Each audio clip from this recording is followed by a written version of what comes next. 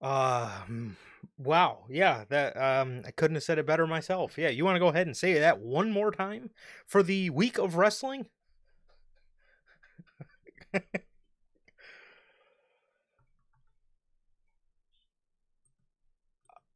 God. Okay. Well, welcome back everybody. Thank you for joining us here today on this edition of Unscripted, man. This is episode 240 of Unscripted. Thank you guys so very much for joining us here today for your episode of Unscripted, where we have the week of wrestling to talk about with you guys. And this is going to be quite the interesting week because I hate to say it, because these shows crowd wise are a boatload of fun, but Triple H is phoning it in, bro. he what is the problem? Like, dude, these past 2 weeks of Monday Night Raw, the past 2 weeks of Friday Night SmackDown, or well, every week on Friday Night SmackDown, honestly, and Dynamite, every fucking week. What is going on, dude? What?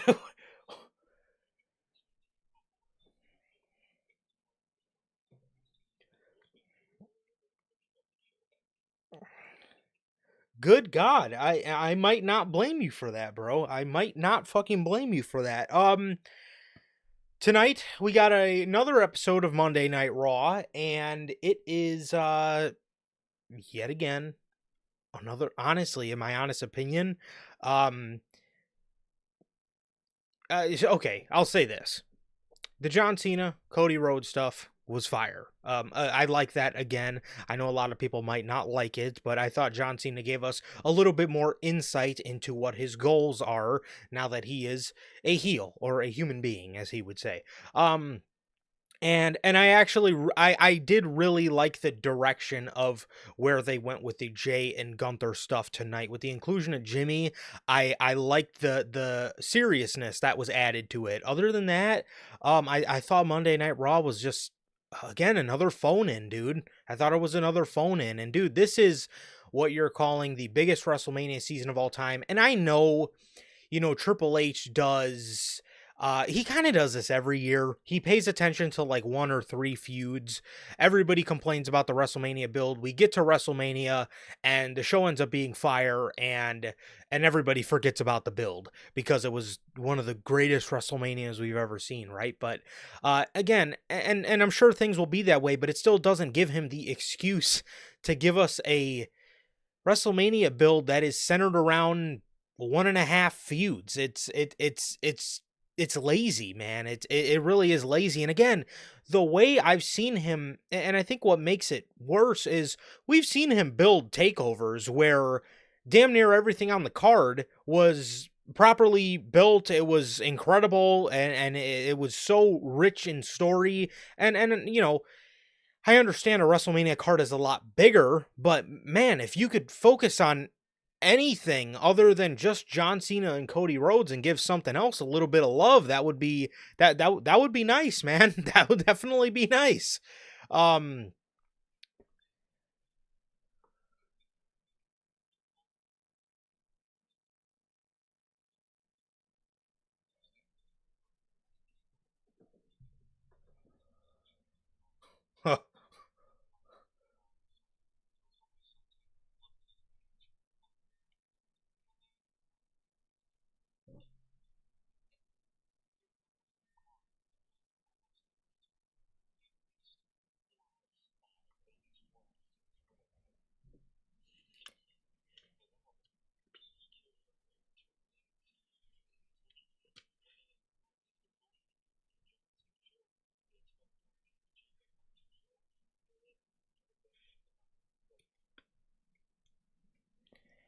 I don't get it, bro. I don't get it, man. I really don't get it, and it sucks. It sucks to see. It sucks to see because your WrestleMania card on paper doesn't even look that bad. It's just a lot of things just are not getting the care that they should be. We haven't. we're a month away from WrestleMania. We haven't seen the War Raiders on the show in like 3 weeks, so I highly doubt that those even the oh don't, let me guess. We got a backstage segment in Europe. Okay, well, never mind then. Oh, we did tonight. Oh, you're right. Yes. Okay. Well, we got a video package for the champions. I okay.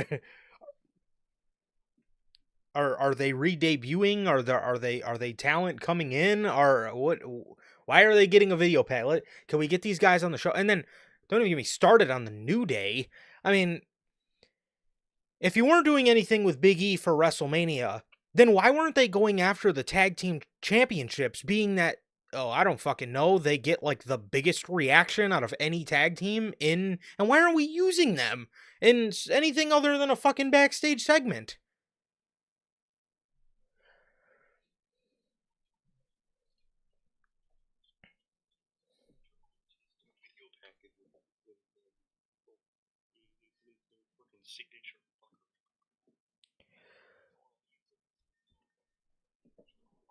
Uh, dude,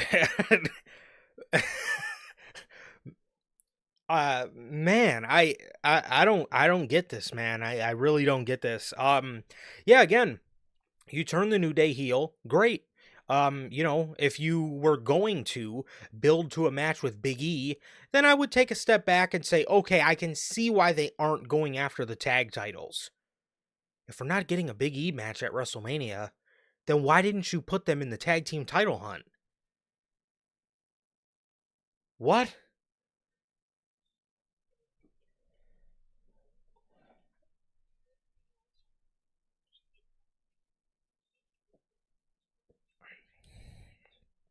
I the I I don't know, bro. I do not know, man. I do not know. So yeah, I I don't get it. I don't get it, man. But um so so far,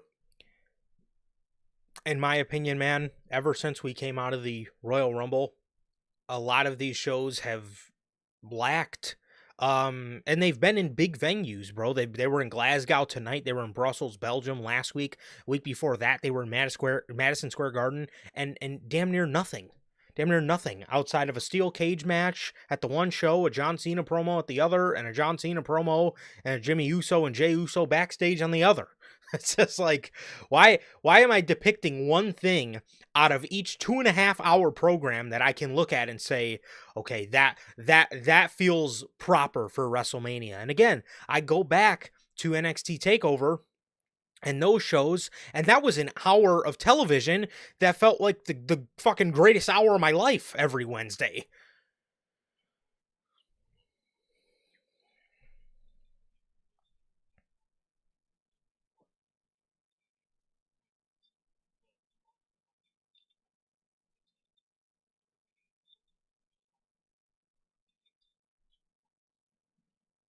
Mm-hmm.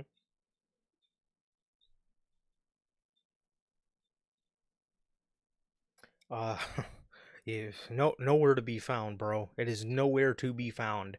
Um, so that was I don't know, man. Those are just my immediate thoughts, or Kay's immediate thoughts, man. That I don't know, just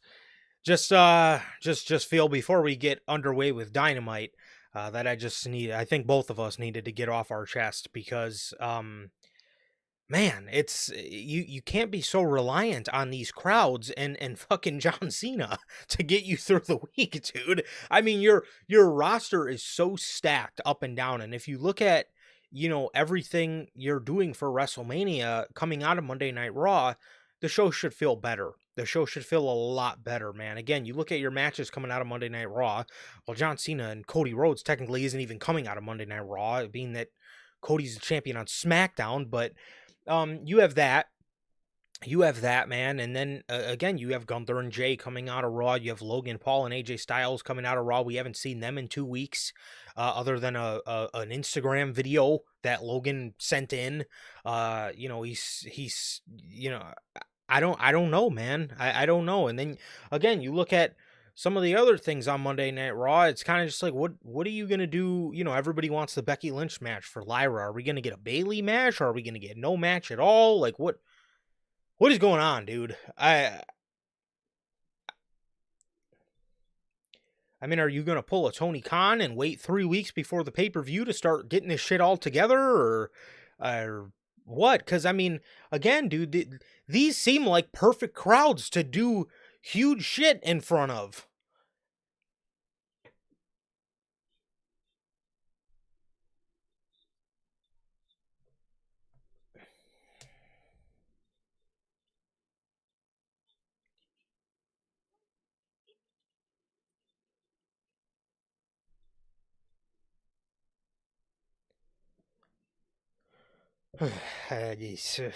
God, I don't understand, bro. I don't understand. However, if this is your first time watching and you guys do not know how the show works, every Monday we're on here live after Monday Night Raw with Unscripted, and every Friday for the news at 3 p.m. Central, we are on here, or every Friday at 3 p.m. Central, we are on here with the news for you guys, man. As if you guys did miss last Friday's edition of the news, that is 2 California PLEs, as well as some international Raw and SmackDown dates coming in August. And actually, we found out about an extra one tonight for France.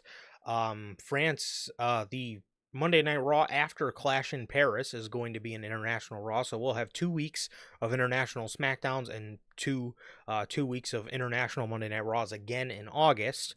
But if you guys did miss that episode of the news, episode 258, you guys can find that on all platforms. That is YouTube, Apple Podcasts, and Spotify. And if you guys want to see it first, like I said, YouTube right here at 3 p.m. Central every single Friday, man. Also, if this is your first time watching, guys, have not got a chance to pick up some of the official NHP merchandise, you guys can all find this live on the merch shop. That is bonfire.com. Link is at the top description of this very video, where you can get this beautiful piece of NHP merchandise live right now, available on the merch shop for you guys to purchase, man. So with all that, if this is your first time watching and you guys do not know who we are here at NHP, I am Johnny, one half of the host of this very show, and as for the other half, we got my man Sir K here. How the hell are you, bro?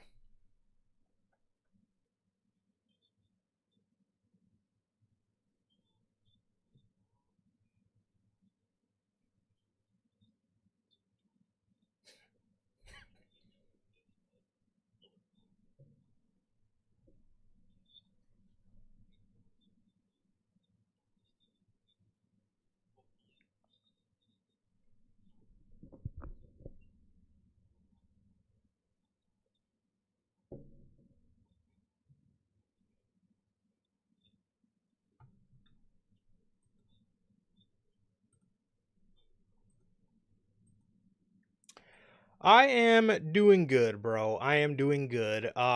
Yes, just chilling, bro. Just chilling, man. Yeah, nothing too much, dude. Nothing too much. Well, actually, I have gotten myself a brand new pair of headphones. So Sir K isn't crickling and crackling and breaking up um all the time. So that's nice. However, um yeah, other than that, I am doing good. I am doing good. I got the chance, like I said, I got the chance to finally, I figured it was about time. I figured the old ones, the OG headphones. I've had those headphones since we started doing the face cam in 2021. So they were a great pair of headphones. So they will now go in the NHP museum, as along with the original OG notebook and all the other ideas we had for the and all the mic and all the other shit we started off with. So those went away, and now I have me some beautiful new ones. So Yeah, but other than that, dude, nothing too much, man. Nothing too much. Just enjoying, but at the same time not enjoying my international Monday Night Raws, man. So Yeah, yeah, having a time, not really enjoying the show itself. man. So, all right. Well, I guess now that we have all that stuff out of the way, that brings us to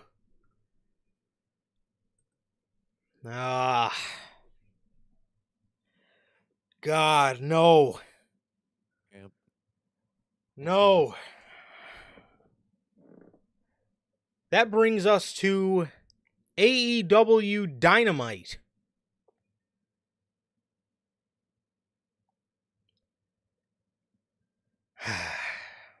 This week's episode of Dynamite was from Omaha, Nebraska,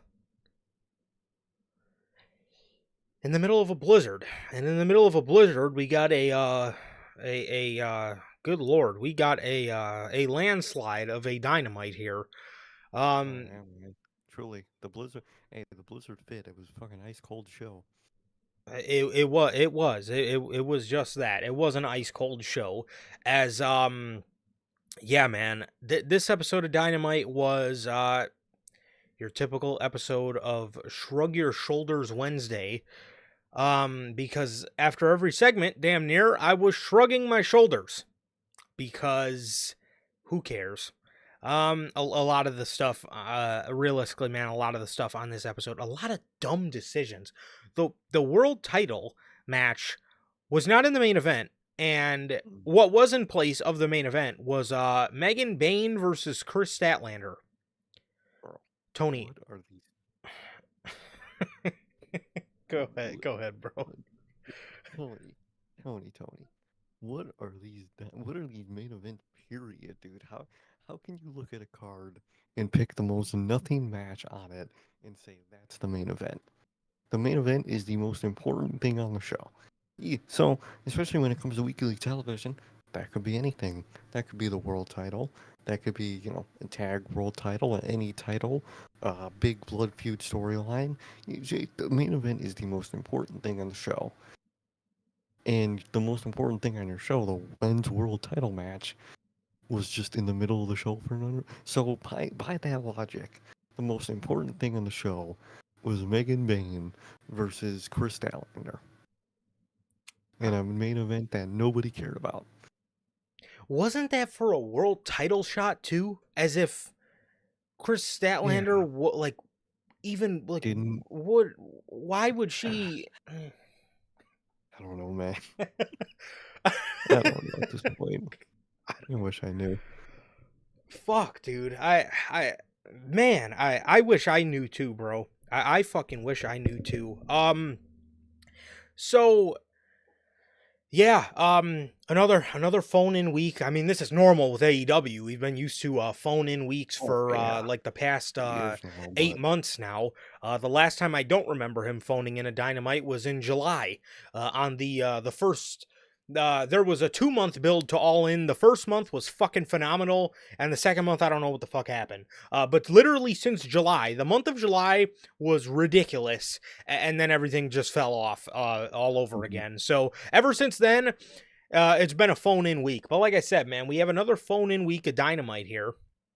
As you know, like I said, this takes place from Omaha, Nebraska, and the show gets kicked off with the fatal four-way for the International Championship. Shibata versus, or not Shibata, Speedball versus Ricochet versus Mark Davis versus Orange Cassidy. Okay. Uh, Yeah, all right, Tony. Good way to start the show. Good way to start the show, I guess. So yeah. they start the show off, man, and we're going through a spot with Speedball and Orange Cassidy, and Tony Schiavone. Here we are again, yet again. Here we are. Tony Schiavone. He says he graces us all with his masterful commentary. He graces us all with his masterful commentary as he says these two are doing a spot And Tony Schiavone decides to point out to us, "Oh my God, this is so entertaining." He said that probably about 3 or 4 times during this whole sequence. This is Tony, so entertaining. uh, I can't stress it enough. When Tony Schiavone yells, "This is a moment," or "This is entertaining," or "This is so funny," it's not This any of is those. You made this it is not any of those now. like, why the fuck are you saying what it is as that thing? That's the whole rule of any media ever. You don't say you are good. You don't say you are like, dude, you never do that. It sucks. It makes you look stupid. Imagine, man.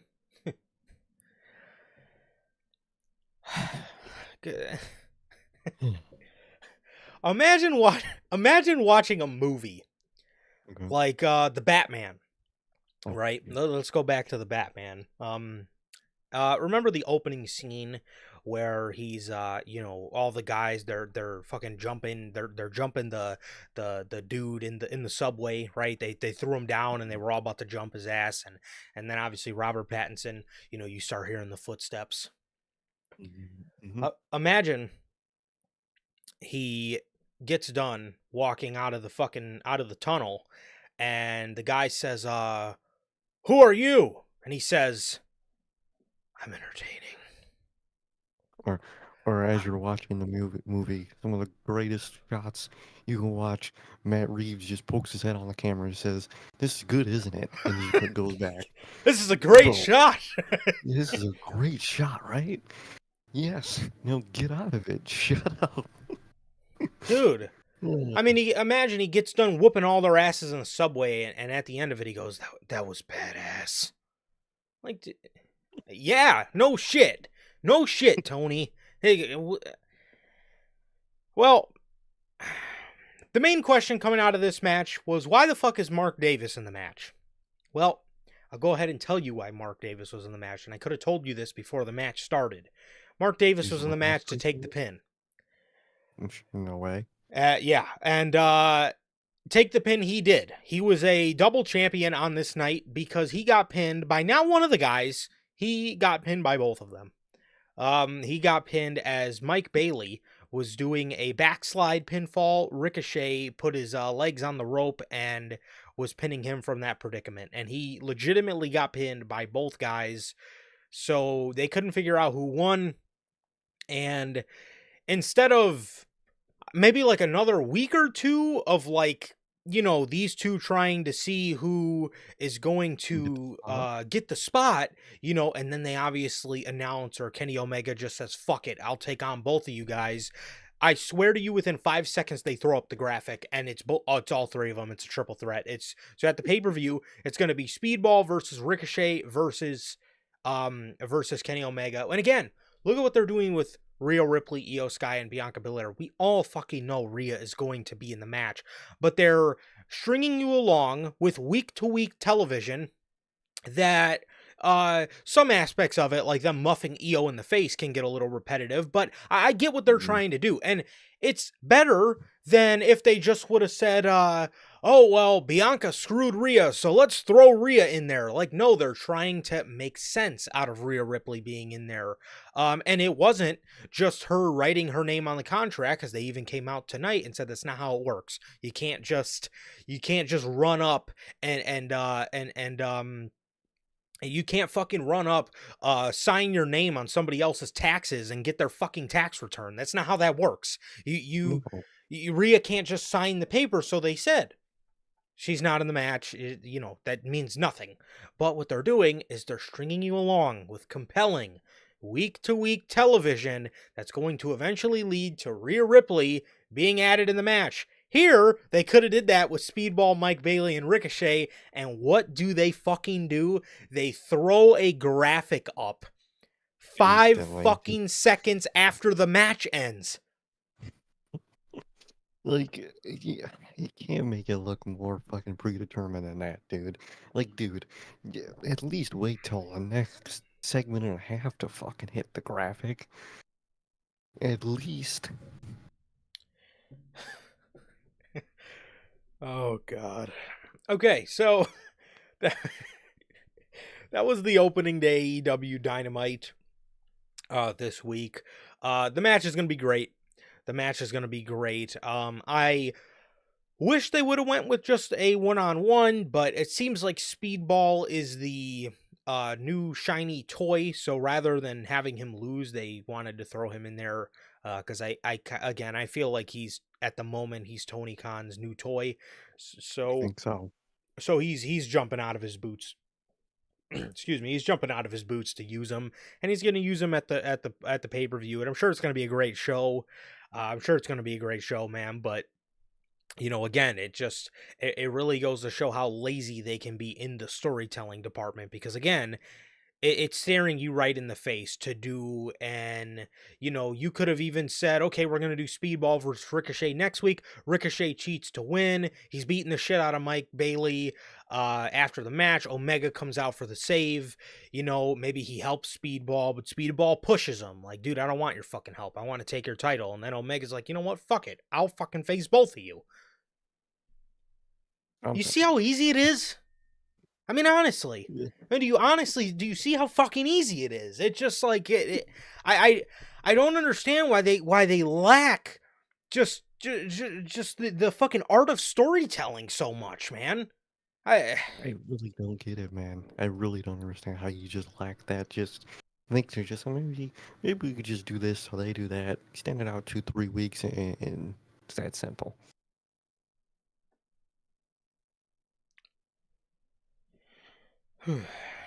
I don't understand, dude.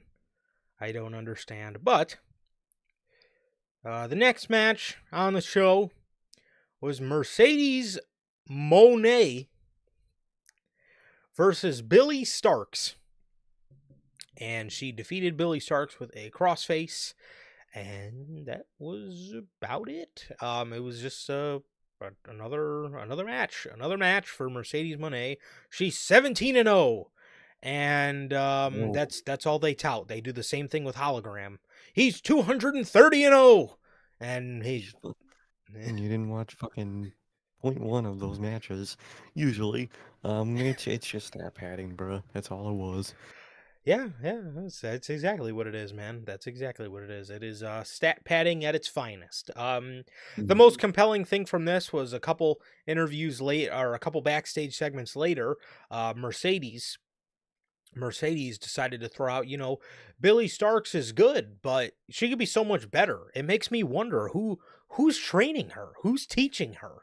Which obviously we all know is Mhm. Athena.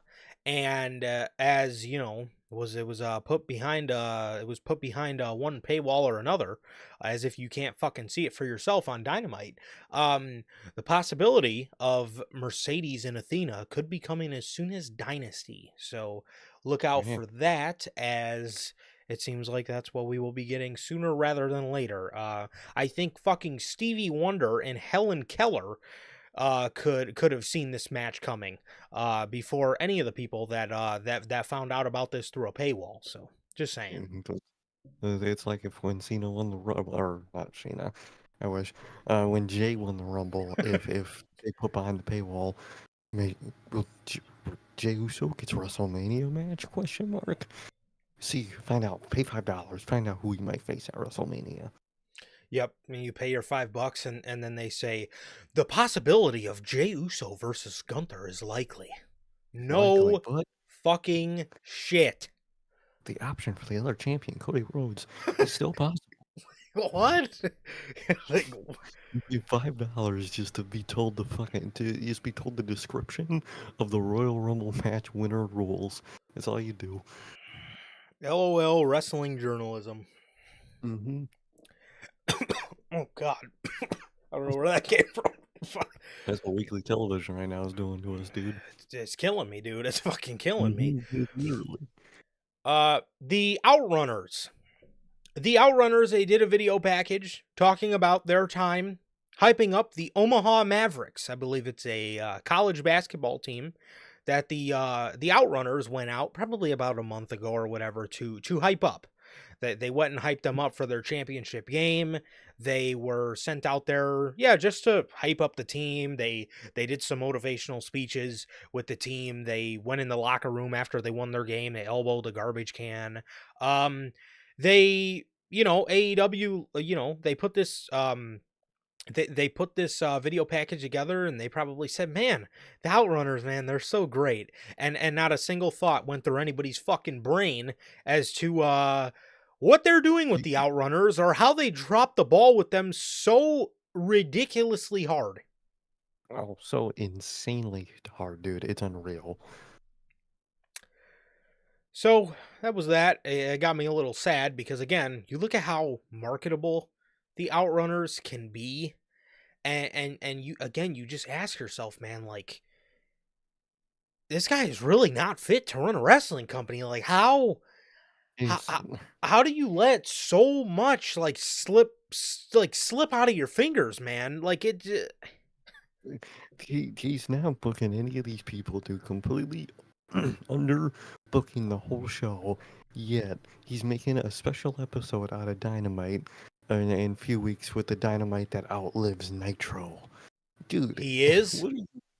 Yeah, it's called some special like spring through, like Dynamite Spring Through or something like that. I don't even fucking remember the name of it. But it's literally basically a celebration episode that they outlived Nitro. For whatever reason. I didn't know they were in a war with Nitro, but they're acting like they are. At this point, I don't know they're in a war with WWE. I mean, Yeah. I have to like, like they then Their like locker room's in a war. They need to worry about the civil war in their locker you room. you always talk about it, man. But like the fact that they came so close in 2021. They Mhm. came so close in terms of fan interest to like and again, like, obviously not making as much as WWE, or not being as Yeah. well known as WWE, but like for a while there, you you are I don't know what planet you're on if you are to think that WWE product is better than AEW product in 2021 and even Oh, 2020. It was leaps and bounds better. Um leaps and bounds. Anytime I would see a post related to AEW around that time, people ask, "Oh, what is this?" Um, and people would say, "Oh man, that's AEW, damn near better than WWE at this point." Every time, some version of that at the time, and they fumbled that shit. Insane fumble of all time. it is one of the most insane fumbles ever.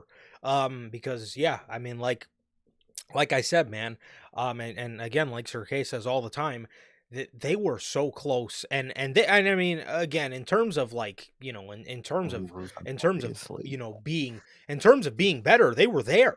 They were Yeah, there, bro. Like they had they were all better. the momentum on their side that they can get. They had stories going. They had a roster that nobody can touch. And they let they let it slip. They let themselves go under, man, because they just don't they can't grasp the concept of simple things. Again, like I said, storytelling and just making their television compelling. It's sad. It's fucking sad because I've spent a lot of money on AEW, man. I've went to about Mhm. 10 AEW shows. I went to about 10 AEW shows in my lifetime. Some of those were the best experiences at a wrestling show that you can ever Mhm. get. All Out Yeah. 2021, First Dance, All Out 2022, all the First Collision, all those were amazing. Oh And yeah. it's Fucking just, watching getting Cody Rhodes weight belt thrown back at him. That was legendary. it was great. It was That good. was Yes, the OG. Well, yeah, yeah, the OG Thanksgiving Dynamite. I mean, it was great, man. And you look at things now, and it just, man, what happened, dude? What the hell happened? I have no clue. So the Outrunners had this video package again. It made me sad because it just really makes you think, man. Is Tony Khan fit at all to run a wrestling No, company? And the answer is no. not At in the least not slightest. anymore. MJF. MJF is in his locker room he says he will have an answer for the Hurt Syndicate next week on if he will join the group or not. A lot of people have been speculating that he's going to bring in Alex Hammerstone and some other guy to form a group. If the idea of MJF forming a group to go against the Hurt Syndicate is ever brought up in the slightest, that is completely stupid. Every single time this guy has been affiliated or in a group, said group fails. Every time. It's a failure, guaranteed. So don't even do it. Don't think about it. Tony Khan can't make MJF with the group. He just can't do it. He doesn't know how. It doesn't work. You look at the Pinnacle, you look at the Firm, you look the only time he's been in something that's been successful group wise is Better Than You Baby, and even that was fumbled as they started feuding together. But I will say Yep. the pairing itself was obviously one of the best storylines AEW's ever done, which is why it sucked so bad that they fumbled it. And you have the opportunity with MJF to make another group, and I strongly advise you do not do it, because Oh, if it goes anything like the last two, it's going to be a massive fumble. It will be a massive fumble, man, and it's just going to lead with MJF overshadowing everybody in the group. It's going to lead, like I said, with it's going to lead with him overshadowing everything in the group, and then the group is going to do nothing. And then the same thing with the Pinnacle, the same thing with the Firm. They are going to fizzle away into nothing, and then he's going to act like he never even was a part of the group, and then he's just going to move on, and that's the group. exactly. That's all it's ever gonna be. So please don't try that, man. Please. Yes, oh Lord, I hope not, man. If anything, if you did want to do something with the Hurt Syndicate, have them join and try to like snake the group out, maybe. I don't really know what he can get. I mean, they're the tag team champions, but I don't really want to see him in a tag team again. I mean, I truly don't know where this storyline could go. I don't even know if they know where this storyline can go, but hopefully they do the right thing. Not that I have a lot of faith, but I hope they, will maybe do the right thing. So I hope so, man. I really hope so. all right. All right, man. Well, here we are for the AEW Championship in the middle of the fucking show. This is Yeah, it's ridiculous, dude. in the middle of the show. We have the rematch with Mox versus Cope. Nope. This match, Tony, when we told you Moxley and Copeland should not have main evented the show, we meant Revolution. We didn't say don't put it in the main event in place of Megan fucking Bangin versus Chris Statlander. What? Good old Tony. I mean, Man what? really interprets what people say in his own words. Oh, you don't want it to main event? Okay, that's your guys' words. Like, no, know how to read. When people said they wanted the women's match over Moxley and Cope, we meant Tony Storm and Mariah May. Like, What? What? I mean, bro. Good God, dude. So you look at this match. This match is a street fight, right? So Moxley's making his entrance, and again, I think Stevie Wonder could see that he was going to get attacked in the backstage area, and of course, we see Copeland sprinting down the semi truck loading dock. Right, the little slope that the semis go down. We see Cope fucking running his ass off down there. He takes out John Moxley. He throws him in a production truck, or a semi truck. He throws him in the back of it, and they're fighting in the trailer, right? Well, I think Adam Copeland thinks that he is Edward Kenway because Mhm. he swung off of a beam like it was monkey bars and did the lamest swinging drop kick I think I've ever seen in my entire life. It sent John Moxley into the garage door, and these two are attacking each other throughout the backstage area or whatever. They're putting on. I will say obviously this was better than the Revolution main event. These guys Mhm. obviously had weapons to lean on, and they had interferences and uh, Yeah, Spike and interferences they did have. A whole fucking lot of yeah, them, they did. So they had a little bit more, I guess, to lean on here, and it obviously brought them to a better match. I will say yeah, this was a lot better than the Revolution match. We're in most the definitely. match, and Copeland brings out Spike. Spike. This is where things got real controversial.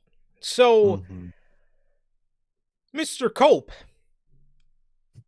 brings in Spike, and he hits John Moxley with it a couple times, and he throws it on the ground. Mhm. And he gets John Moxley into suplex position. And he suplexes him onto Spike. Okay. All right. So so he suplexes him onto Spike, right? He suplexes him onto a board full of nails. I shit you not, in one of the most graphic scenes I've ever seen, John Moxley rolls over, and this is when my hand went over my mouth because the bat came with him. Mhm. It J- fucking slow. It's like snagged oh. right onto him. John rolls onto his knees and it's still there. And he's obviously writhing in pain. Wheeler Yuta walks up to him and he tries to they attack Cope as John Moxley's selling this. So once Cope goes down, or Yuta comes over to Mox and he goes to pull it out of his back. And he goes to pull it out, and you see John Moxley's skin. I swear to you, man. You see John Moxley's skin pull back Mhm. with Spike on his back. Well,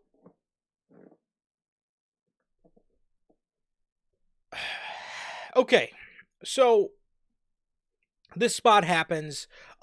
Moxley yells at Yuta to go do the spot. So Yuta gets out of the ring, and the referee helps John Moxley get these nails out of his back. Okay, Mhm. and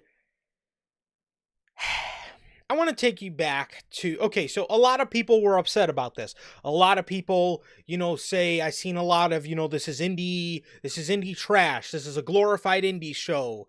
This is silly that they're resorting to this kind of stuff for a reaction. And this is ridiculous. I want to take you guys back to, I want to Mhm. say this was a Chris Van Vliet interview that Adam Copeland did, where he said he was telling Luchasaurus, are you, that big backflip you do off the top rope? You're not going to do it every week on Dynamite, right? Because then it's not special. Are you going to do the backflip at in St. Paul, Minnesota? Or are you going to do it on Dynamite? Or are you going to do it in Chicago at WrestleMania? You're going to do it in Chicago at WrestleMania, right? Or he said something along those lines. Might not have been St. Paul, Minnesota, but right. He said something along those lines. Mhm. This spot to me, in terms of the spot and the gore, me personally, I did not have a problem with. The spot, I see a lot of people talking about how this is too gory. This is indie garbage. This has no place in wrestling. Okay, let's go back to All Out 2024. They said the same thing about Adam Page and Swerve Strickland. Okay, Mhm. this is indie garbage. He can't be doing this. This is horrific. This is that. Da da da da da. All this stupid shit. Again, let me fucking explain to you guys. The deathmatch style doesn't not have a place in wrestling because it makes you cringe. Okay, that's kind of the fucking point of it. It's death match wrestling. It's the point for it to be cringy and gory. I didn't mind the spot. However, let's go back to, are you going to do the backflip in Minnesota at WrestleMania or Minnesota on weekly TV, or are you going to do it in Chicago at WrestleMania? Why are you doing this shit for this feud? And then also going back to Paige and Swerve. Paige and Swerve is Paige and Swerve. That is one of the top 5 stories AEW's ever fucking ran in the company's existence. So that it was warranted for. That feud is a blood feud. That feud, 2 guys want to kill each other, okay? These 2 hate each other's guts. Professionally, personally, whatever you want to say. Adam Copeland and Jon Moxley, you cannot tell me this dog shit ass feud needed that fucking spot, let alone this wasn't even at a fucking pay-per-view. And again, if they wanted to do this exact same fucking spot with Darby Allin and Jon Moxley at All In, and you do the spot and, you know, this ends up being the final blow. This is what takes Jon Moxley out, right? This is the final thing before he gets pinned a couple minutes later and dethroned as the world champion. Oh, fucking K. I understand that, okay? You want to do a deathmatch spot, add a big show, and have it be the blow-off to your feud? Great, do it. This, on March 19th in Omaha, fucking Nebraska, a spot that gory for an Adam Copeland and Jon Moxley feud in Omaha, Nebraska. You thought that if you thought that was anything other than them trying to get a cheap reaction because nobody gives a fuck and nobody wants to see Adam fucking Copeland win the title, nor do people even want to see Jon Moxley as the champion anymore, that was your way of getting a fucking reaction? Oh, Makes no sense, dude. come Makes no on, goddamn man. sense. Omaha, Nebraska. No, definitely, Ben. I have to agree with you. It wasn't the spot for me. I like the spot itself. In the spot itself, only looking at the spot, it was cool. It made you cringe. It was like, it was brutal. And that's the point. It's all about setting, the Yes. location, the date, the story, the show. That's what matters here, and that's what did not matter at all because none of it mattered. You don't care about Cope. You don't care about Mox at this point. You don't care about their feud against each other. Hell, it wasn't even the main event of your weekly episode of TV, and you did that spot. Horrible time and location. Horrible place for that spot. It was a good ass spot. Like you said, you put that in the blow off match. Cool. Perfect. Wraps it all up perfectly. Someone's got to do all that to take out Moxley. Moxley took all that and just defended it on a normal episode of weekly television.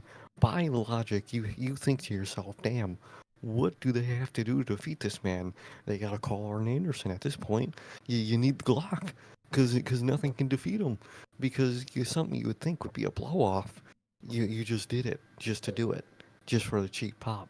And that's the problem with this spot. It wasn't the spot, it was where you put the spot, man. I like the spot, it's just, you don't put it on needless weekly television in a feud that nobody cares about and does not matter in the grand scheme of things. Not at all. Not at all, Mhm. man. And yeah, I just, man, I fucking fail. I fail to realize why this was done in a random ass rematch on an episode of Dynamite in Omaha, Nebraska. Makes Come no on, sense, man. dude. So like Sir K said, man, this wasn't about the spot for me. And I know a lot of people constantly like, oh, deathmatch has no place in the business. And Yes, it does. You're an absolute idiot. That's I mean I'm sorry. You know I know everybody has their own opinion. I always try to stay away from insulting people over wrestling opinions. But I mean, come on, dude. That's like that is like fucking saying drill music doesn't have a place in the rap or hip hop genre. Like just because you don't like it doesn't mean it can't be a subgenre of a genre. Exactly. I hate The Miz. I don't hate him. I can hate The Miz sometimes, but do I say he doesn't belong here? No. You're always going to have someone like him because it's a dynamic that helps the show. Yes. There's dynamics for a reason. That's why when everybody's the same thing, it's not important. Look at the we always call it the workhorse circle on Raw. People like him. People think, oh, those guys are workhorses. I love watching them because they're the only guys on the show that are like that. Yeah, and it's a That's the handful. point. It's not everybody. Exactly. It's not everybody. You always have to have different people doing different things all at the same time because it's diverse. It makes everything more interesting.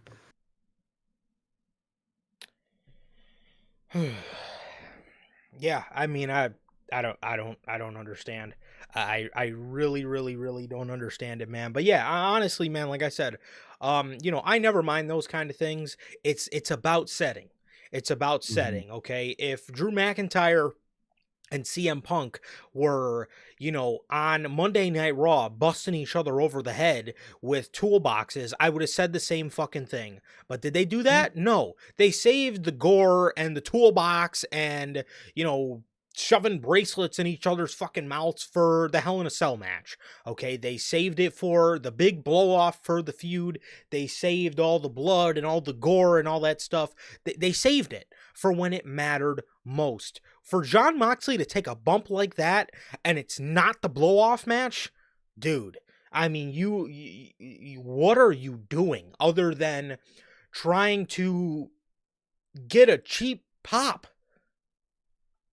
Uh, Makes no sense, dude. no, it doesn't. It makes zero sense.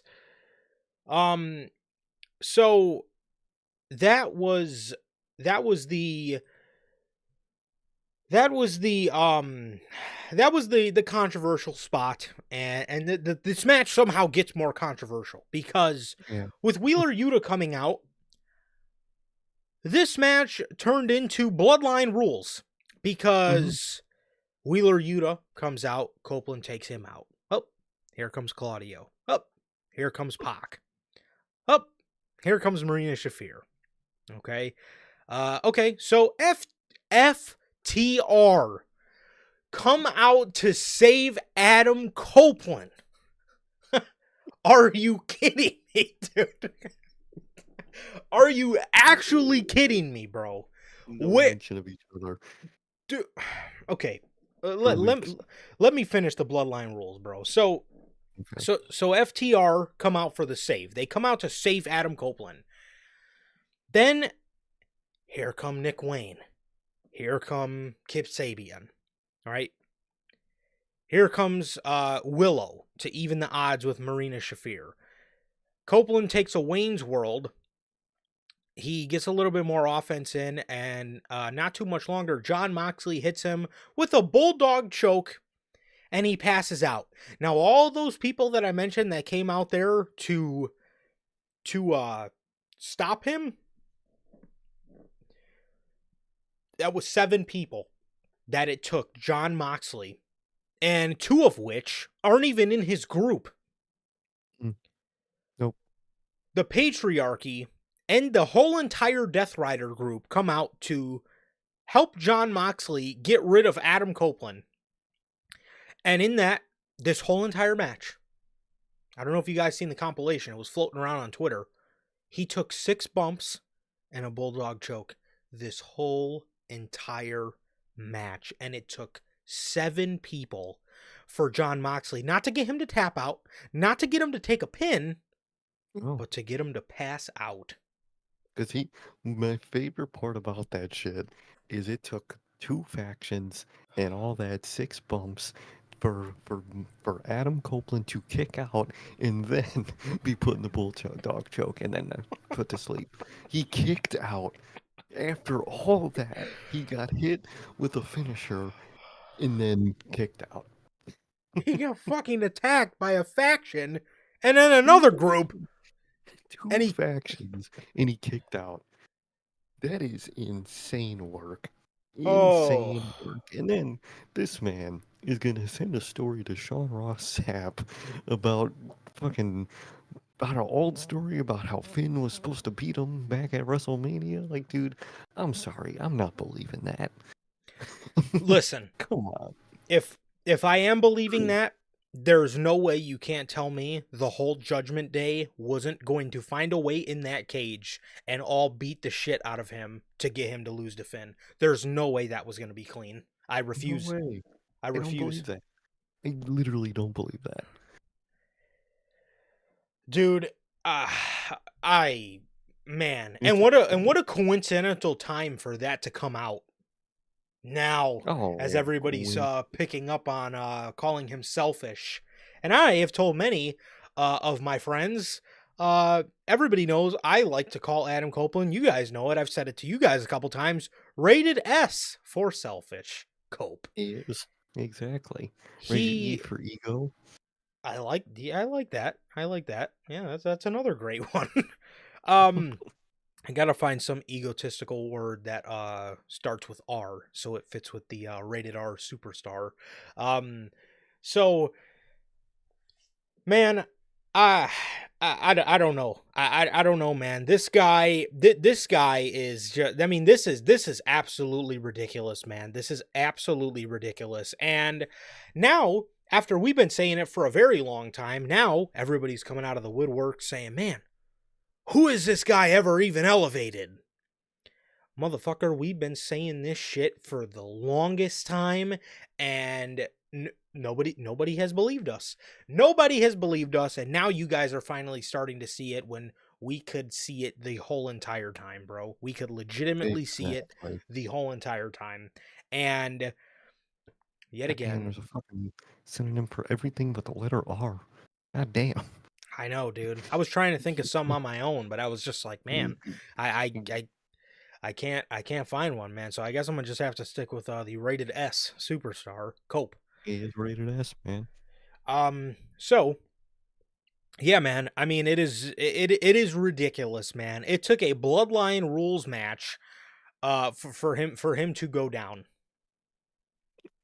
Bloodline rules, 2 factions, kick out, and then passed out. Insane. In the middle of the show, too. Fucking 8:05. So, Jon Moxley wins the match by incapacitating Cope. Mm-hmm. And FTR and Willow are in the ring with Cope. And I pop my head up. And to my fault, I popped my head up because I said to myself, is FTR finally gonna turn heel?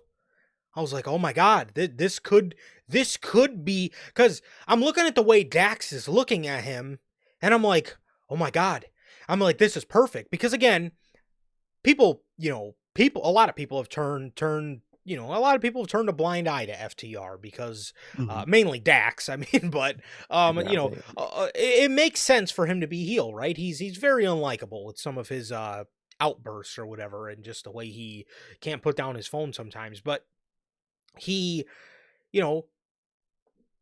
also forgot to mention, he did help Tommy Billington pay his bills. But anyways, completely besides the point. So again, he's looking at Adam Copeland, and Copeland's sitting there looking up at him, and I'm like, oh my god, they're finally gonna turn FTR heel. Great, this is awesome. Dax Harwood gets out of the ring and walks away.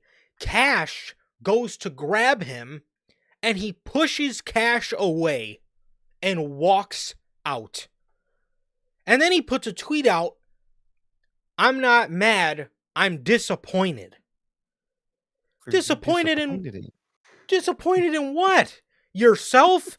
You You guys, in the did. middle of the feud, dipped, left him alone with Jay White until now. And speaking of Jay White, why the fuck wasn't Jay White one of the guys to come out and help him?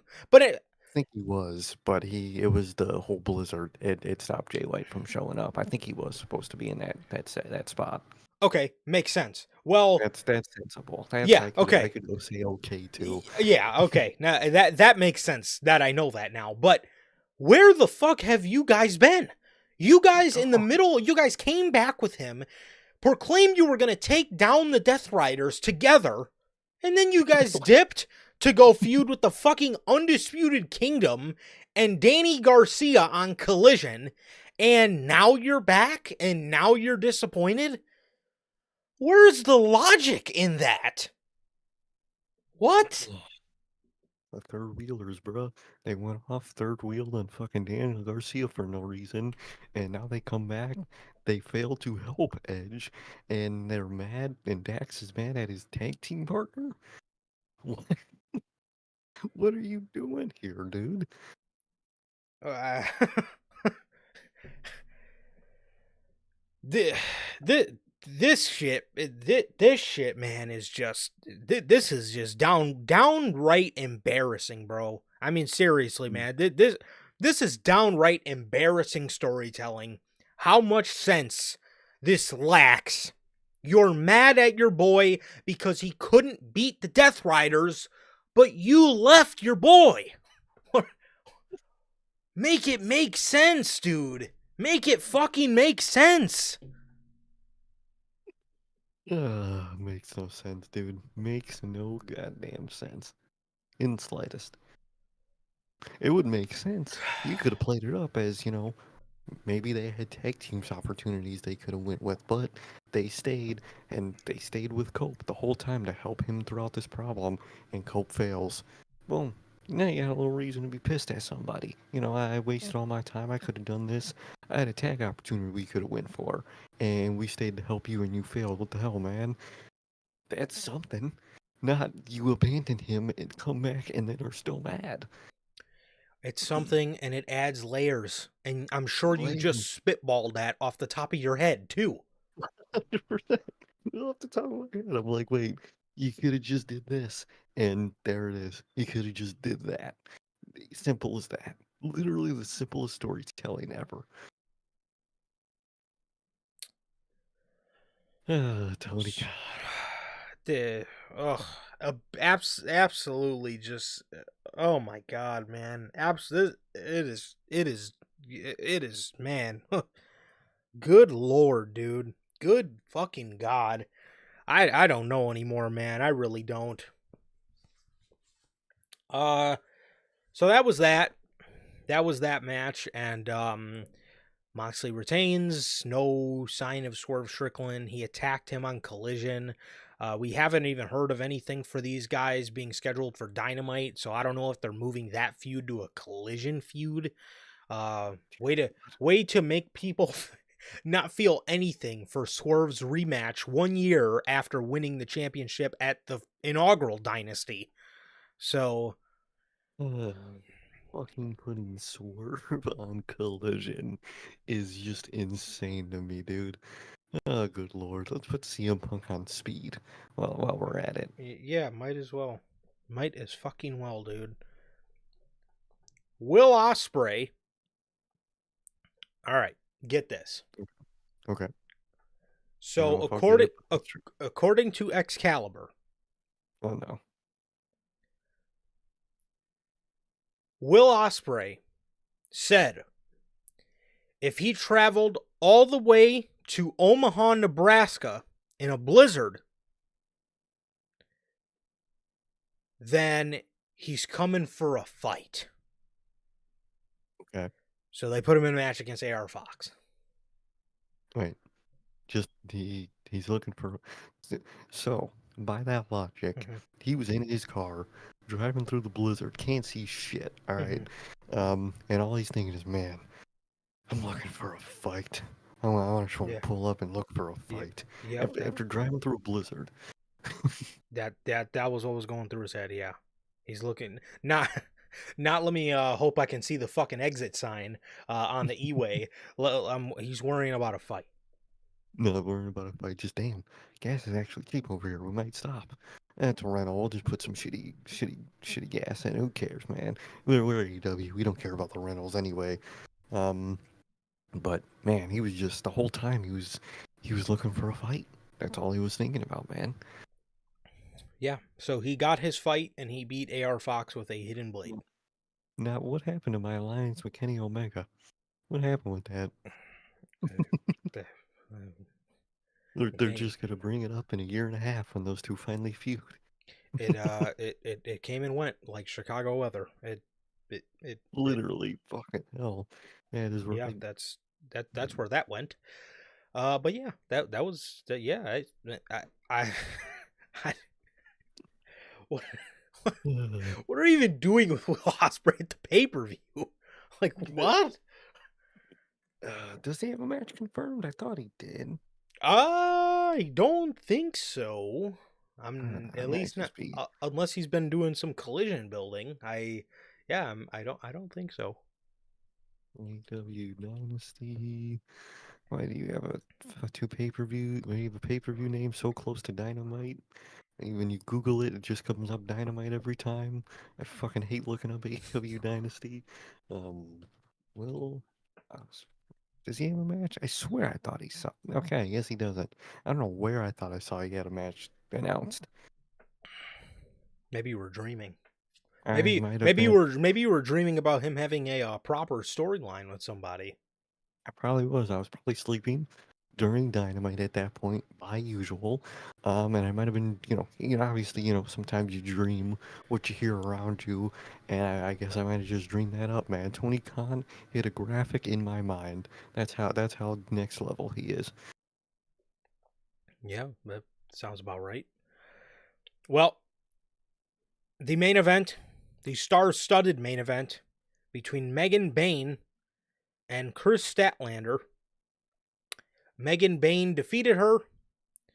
Mhm. Still has yet to speak a word, and Tony she beat her with an F5. And Tony Storm came in the ring, attacked her. She came in the ring and she attacked her and challenged her to a match at Dynasty. She called her Megan Big Bitch Bane. She also, in her Tony Storm ways, uh, she poked fun at or she not poked fun. She threw in her sexual innuendos and whatnot, and that was Mhm. in a roundabout way challenged Megan Bayne to a match at Dynasty. So this is the match we're going to be getting at Dynasty 1-on-1. So I'm assuming we're going to see Megan Bayne lose this match, probably never to be seen or heard from again on this show. So I'm assuming that's where that's going. But that was that, and that was Dynamite, man.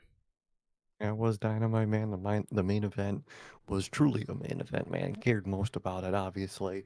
I mean, Megan Bain, we don't even know where she came from, don't know her background, don't know her story, don't know nothing, man, but she got the match confirmed. And that was the main event to Dynamite, man. As someone we have no clue about them at all. Nothing, not a thing. Nothing. Not a fucking ounce of history of anything. Nothing. Um, so that was everything for AEW Dynamite, man. And with all that, we got an official word from the good people over at W Energy, man, the official sponsor of what we do here at NHP. W Energy is an energy drink loaded with vitamins and nootropics formulated to improve focus without getting jitters. W Energy is a clean formula that is sugar-free, zero-calorie, free from fillers and artificial colorings, and provides 150 milligrams of caffeine per serving. You can get your W Energy products today with the link below and code NHP at checkout to save yourselves 10% on your next W purchase, man. And with all of that, shout out, as always, to the great people over at W Energy, the official sponsor of the Notorious Heels podcast. Really, always got to shout out Dubby, man. Whether, got to stay up for work, workout, Wednesday, for Dynamite, Friday for SmackDown, and at this point, Monday for Raw, man. I mean, it's fucking 4 in the afternoon, but you'll need Dubby to stay up still, man, because Triple H ain't helping you. But so Dubby tastes good. It'll keep you up and energized. So always got to shout out Dubby. There it is, man. So that brings us to SmackDown, Friday Night SmackDown from Bologna, Italy. Only a couple, bullet points here. One of them being the, I guess, most minor of them all, the Street Profits. They got a new theme song, and this theme song is sung by Stevie Stone. This is the second theme song I believe the Street Profits have gotten from the same exact guy. This is the same guy that sings Solo's song. This is the same guy that used to sing AJ's old, country rap song that he had last year. He sung a Street Profits song that they had when they first turned heel with Bobby Lashley in 2023. And they have another song, I believe, by the same exact guy. I don't necessarily want to say anything bad about Stevie Stone's ability to, on a mic, because Solo's song is one of my favorite current songs in WWE at the moment. It's not that he's a bad artist, but he's a good artist, or at least, again, Solo's song is good. I like Solo's song a lot. I think it matches the vibe of Solo. I think that's one of the better Def Rebel tracks that they've ever done. Is this guy the only fucking connection that Def Rebel has in the music department? Because why does he fucking sing everybody's song on the, like, what? Why do so many people have the same sound of the same dude? Imagine if everybody back in the mid 2000s came out to Motorhead.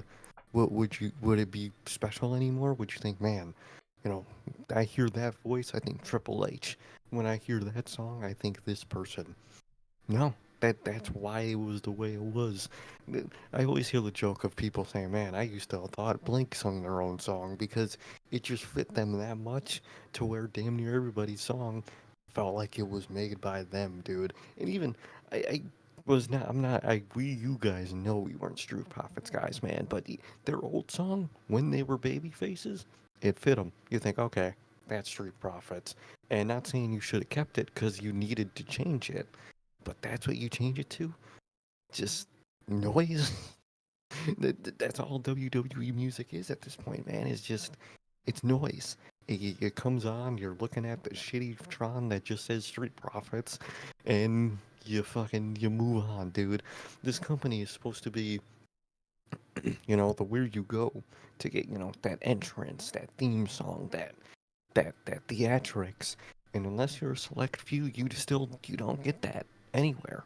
So unless you're like a Penta or it's already been established for you, you don't get the theatrics you're looking for when you're going to WWE because they just don't deliver on that, dude. Yeah, I don't understand, dude. I don't understand. Like I said, I don't know if this guy is the only connection they have in the music industry, but can somebody else sing a theme song than Stevie Stone? I mean, this guy's probably getting annoyed with how much Def Rebel hits him up to make a theme song for somebody. I mean, again, and again, not to say anything bad about him as an artist, but to be honest, bro, he's like 4 for 1. I mean, he's made one song that I'll actually like bump and listen to. Both of those Street Profits songs that he's made are, not memorable, and that AJ Styles one was just bad. I mean, it was, and the whole point of a producer is to do that, is to have connections. You get sounds and samples from all over. yep. That's the point of a producer, dude. Like that's Look at Jim Johnston. He had connections. He got Motorhead. He got Saliva. Fucking Um, Lil It, Kim sung Trisha. He had connections. yeah, it was connections. It was connecting songs and samples like a real music producer does. And you got Def Rebel that just don't do that. They got like two connections, like five different fucking beats they use off of, and that's it, dude. That's literally it. Yep. I mean, literally, dude. There's so many artists that Jim Johnson, had connections with. And they seem to have one. They seem to have Mhm. one, man, and it's just I don't understand, man. I mean, look at all the names. 3-6 Mafia did Mhm. Mark Henry. I believe Endeavor After is the name of the people that do Jeff Hardy. Yeah. Something's Harvest is the people that do Drew McIntyre. I can't remember the first. Shaman's Harvest, Shame? I Something think. like that. Rev Theory does Mhm. uh Voices. voices. I mean, there's so many. There's so many. Motorhead, or just you get the point. There's Jim Johnson had connections, right, with actual big name bands, NHPs. artists. Yes, another band for you. But I mean, it's ridiculous, man. It is ridiculous how much. Fucking, well, those songs I guess were already existing songs, but you look at the two people that have done Punks. You look at Living Yeah. Color and Killswitch Engage connections. Like, The guy that did Bray Wyatt's song, there is literally, connections yes. there. Think of Alter Bridge when you think of Edge. Yes. Like, and then the other side he used from the same band because that's his sound. That's just what makes sense, dude. And you don't get that nowadays, unfortunately. No, you get Stevie Stone for every waking person on the planet. Mm-hmm. Sucks. However, Braun Strowman defeated Jacob Fatu by way of disqualification. Braun Strowman was getting some offense in on Jacob Fatu. It didn't even look like he was going to beat him. Like, not at all. Braun just did a simple, I think he did like a power slam or a tilt-a-whirl slam on him or something. Solo and Mm-hmm. Tama jump in the ring. They attack Braun. They get Jacob disqualified. I believe that match was for some sort of number one contendership, I want to say. Uh, so they get Jacob disqualified. Jacob's pissed. We get a backstage segment, and Jacob is irate. He's, walking through he's walking through the backstage area like fucking Matt and Nick Jackson at All Out 2022. I mean, he is running roughshod. He's throwing shit around. He's probably thinking about barging into somebody's locker room. So Solo says to Jacob, he says, Jacob, I was just trying to help. So Jacob gets pissed when he hears this. He says, trying to help? Who are you trying to help? He says, this ain't nobody's business, and it damn sure ain't your business. You better watch it, Oos. And he Right. walks away as Solo just kind of gives Tama a look as, are they You're not actually going doing. the direction of the Fatal 4-Way I, anymore? I don't know, dude. At this point, it's the most week to week shit ever. One week, they're it doesn't look like we are getting the Mania match. The next week it looks like we are getting this Mania match, and that's for everybody with everything. Every like who what mid card title is getting the multi man match, and which one's getting a singles every week. It changes, dude. They Well, can't yeah. make up their mind. One week it looks like they're going the direction of Braun and Penta. Before that, it looked like they were going a multi-man. Now it looks like they're doing a 4-way with Braun, Penta, Finn, and Dom.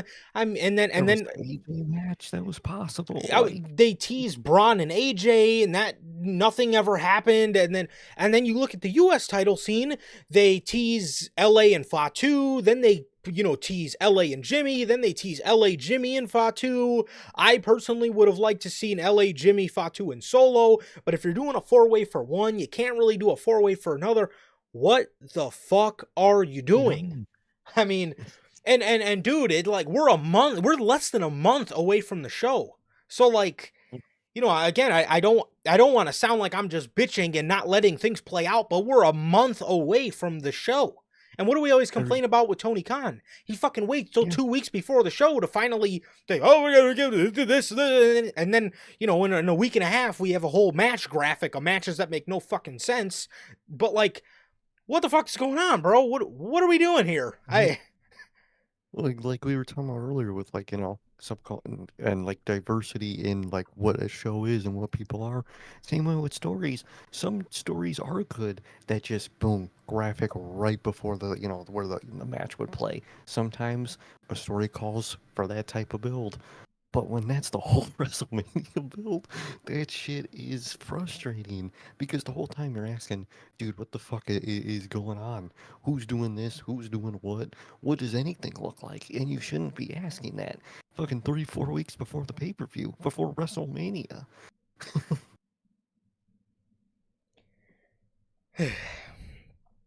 So I don't know. I guess as of now, it looks like Solo and Jacob is back on. I Uh, guess. I so don't know, dude. so that must mean we're getting LA and Jimmy. It must. I would think. I would think, I would assume, but never know. This week it might change. This week it might be fucking looking like Braun versus LA Knight for some reason. Oh, I don't even shoot me. fucking know at this point. Can you imagine that at WrestleMania? Braun Strowman versus LA Knight? Could you even begin to I think mean, about that? we are getting Damian Priest for Drew McIntyre, so all bets are off at this point, if Yeah, I'm being yeah. honest. You know what? Yeah. I mean, I respect your honesty. Um I'm so shocked. so that was that. So yeah, it just, yeah, I mean, like Rainmaker says, or like we said in the intro, it just looks uninspired, bro. It just looks Yeah. uninspired. It looks like they're on a week. It looks like they're still trying to figure out what the fuck they want to do. Well, we want to do Jacob and Solo. Yeah, Okay. but And then the next week they're like, you know what? We're gonna do a 4-way for the U.S. title. And then they're like, no, we're gonna do 1-on-1 Jacob versus L.A. Wait, no, we're gonna do L.A. versus Jimmy. I know, let's just do all three of them. No, let's just do it Jacob and Solo again. Like, what I thought you the had Mania fuck? planned back in November. I What the thought fuck so is going on? too. That's what we were told. Apparently, it's still undecided. I mean, what it did? You said you penciled it in. To me, it looks like you dry erase boarded it in. Yeah, I don't think anything's penciled in. You know what? Nothing. Something. We got two things penned in, and everything else is penciled in because you're erasing it and rewriting it. You know when you do that a lot, and your fucking sheet just becomes gray. Yep, That's what Triple H's notebook at this. it's It's all just warped. gray Yeah, because he's just writing and erasing every fucking week. the fucking blue lines on the paper are starting to fade. You've erased it. You've erased Gone. so much. Fuck, man. Fucking A. Okay, get this. We had a star-studded tag match on SmackDown. Tell me how Yeah. watchable SmackDown sounds. Okay, you ready? Mm-hmm. Jimmy Uso and Damian Priest versus Drew McIntyre and Shinsuke Nakamura.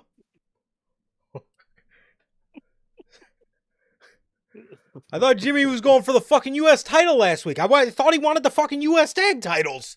What the? He wants to help Drew. He wants to help Damian Priest for whatever fucking reason, man. And for some ungodly reason, Shinsuke wants to help Drew McIntyre. Whatever.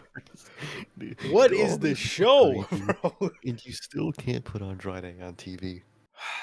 God According to him, he's waiting. he's waiting. So am I. Me fucking too. Dude, you're working under Triple H. You're gonna have to wait a year. I hope you realize that, Andrade. That's Yep. a Triple H rule. You want something, you wait a year. Because fucking hell, I think that's when we're getting the New Day match. That's when we might get the Jacob and fucking Solo match. If it isn't, I don't know, dude. I What don't know at this point. Whenever WWE goes to Mexico, Andrade will get a great reaction, and 1 year later Lose. he'll get the payoff. Mhm. One And year he'll lose. after that. Because another thing, Triple H, dude, he loves losing in people's hometowns. He loves that shit for some reason. Right? Hometown or country, he loves it. You're in your home, you're gonna lose. Thanks.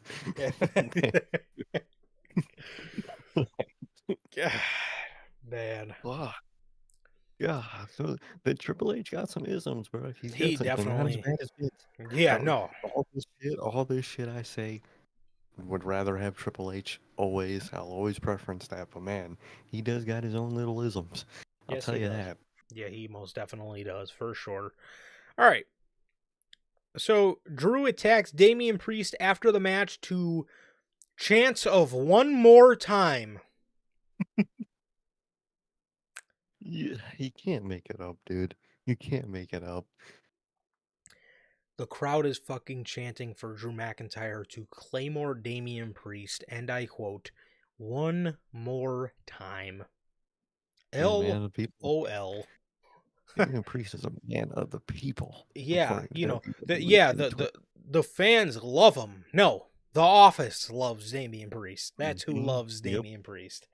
exactly. He sucks. He's absolutely horrible, man, and nobody wants to see Drew McIntyre subjected to this shit. And honestly, Literally. I know a lot of people want to see the Roman match, man.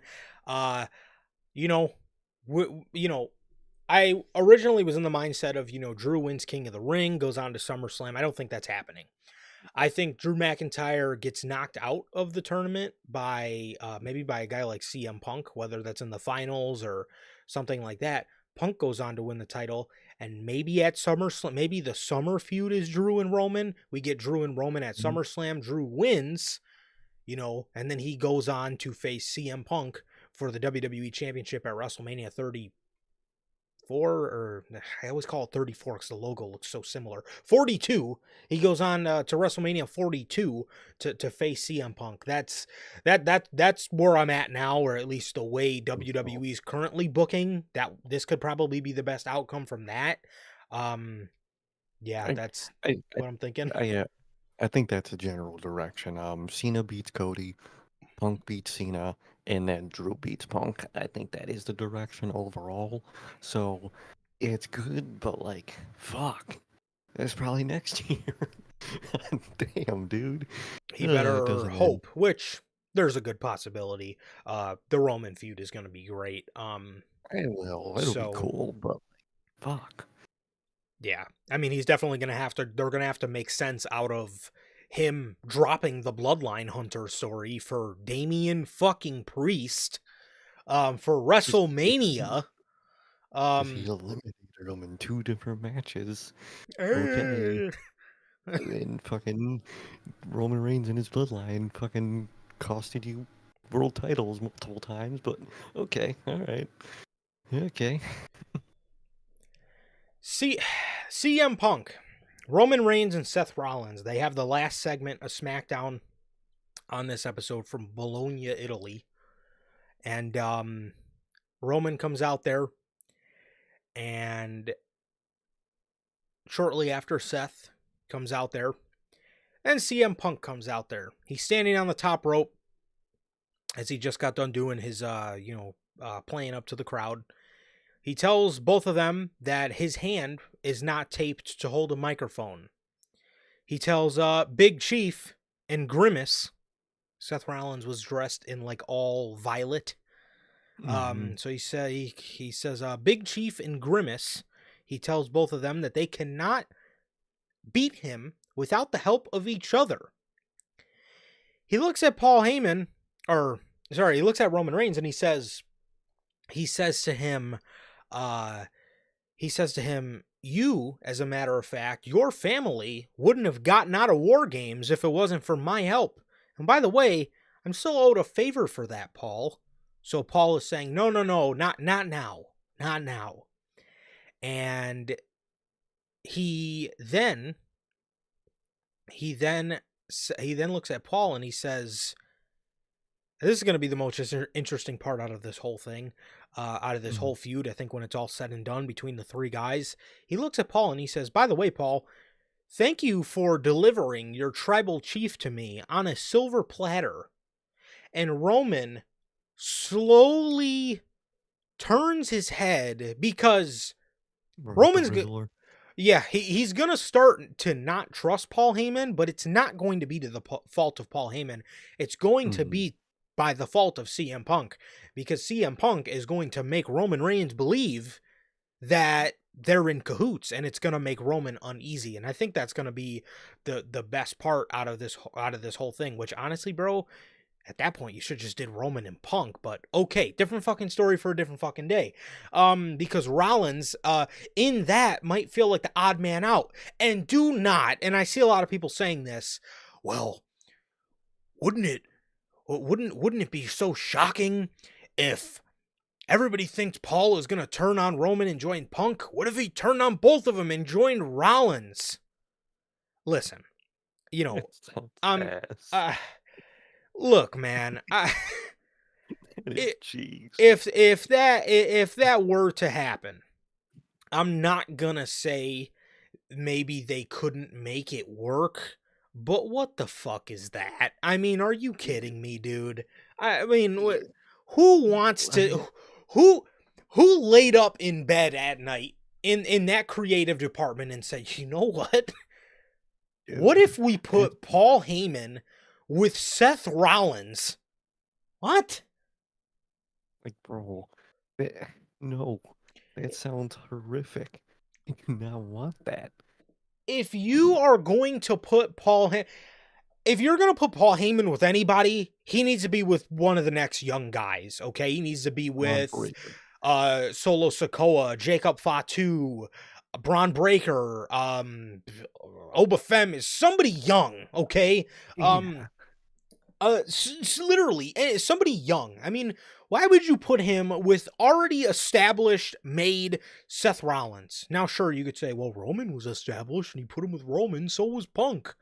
That's not the stage of the Paul Heyman and, era that we're in. Okay, I'm sorry, and and he really, he at the end of the day, yeah, Roman was established, but but his character wasn't. he needed, He yes, he needed needed to establish as a heel.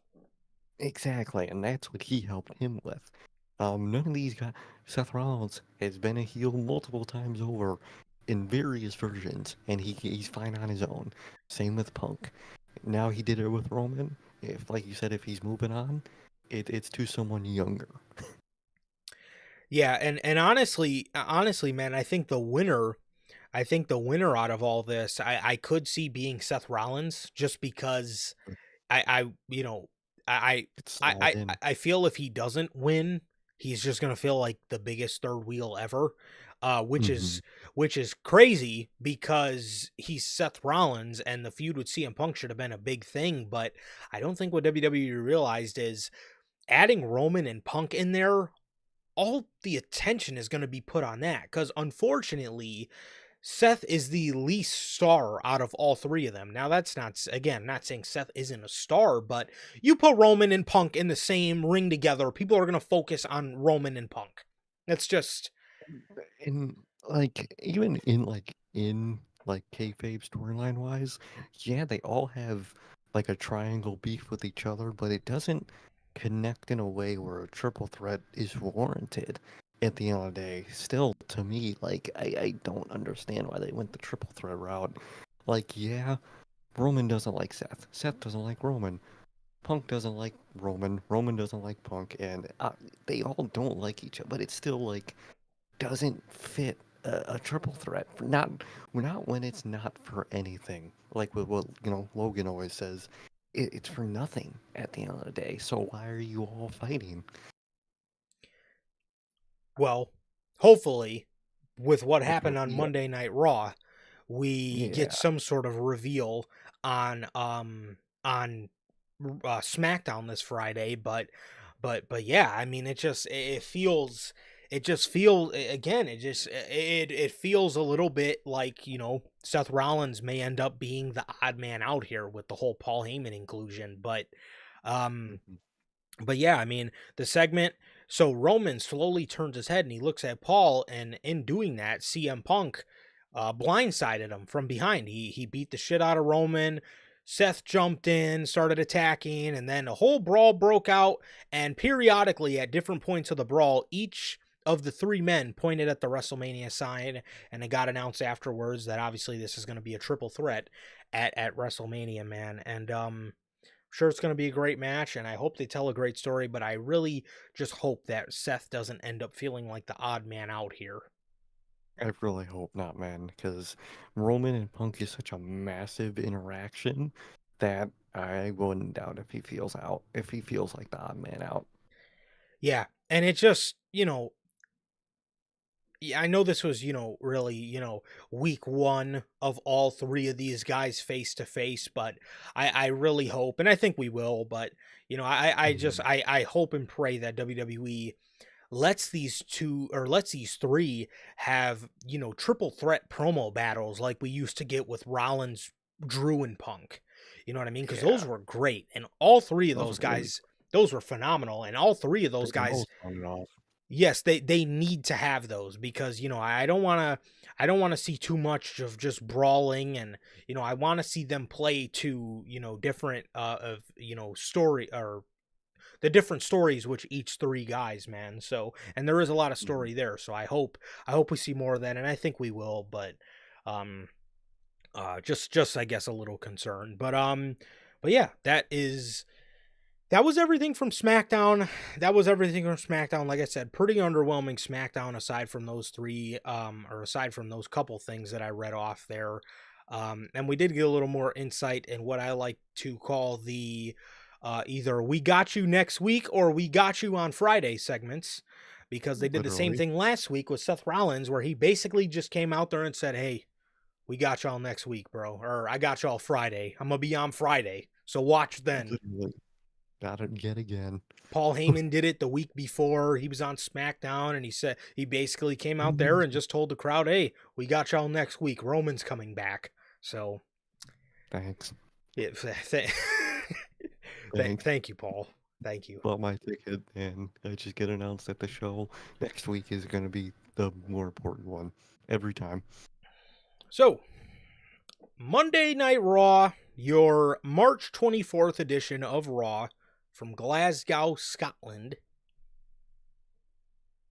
Show opens up with another John Cena promo, and is um he is here, and he ended up providing a little bit more insight on what Hmm. he's back for. What is he here to do? What does he want out of, his 17th, okay? So he comes out there. He says there's something on your mind.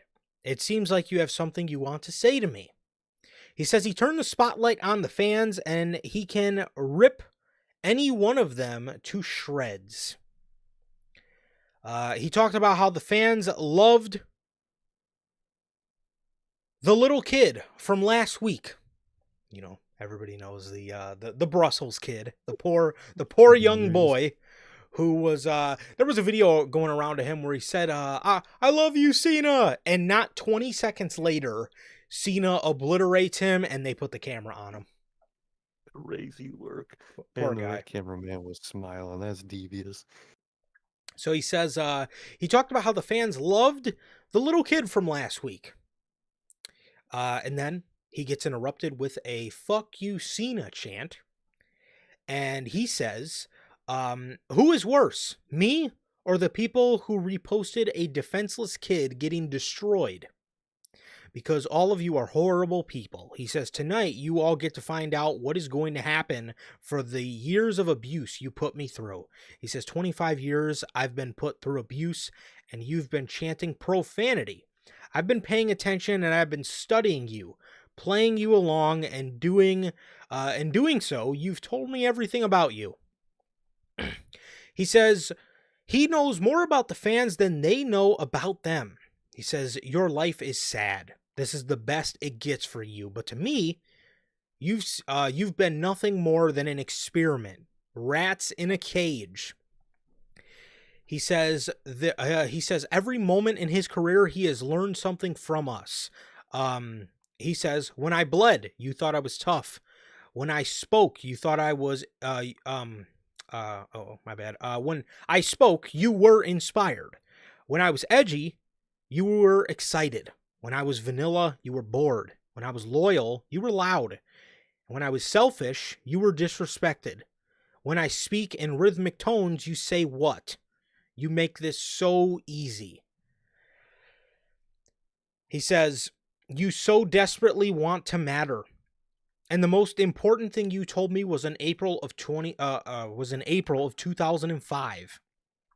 I gave you the WWE Spinner Championship. And just like right now, you ate me alive. All you have to do is Google negative comments about the spinner belt, and all you said was how stupid I was because I changed your title into a toy, and the title is not a toy; it's a championship. I made you feel disrespected.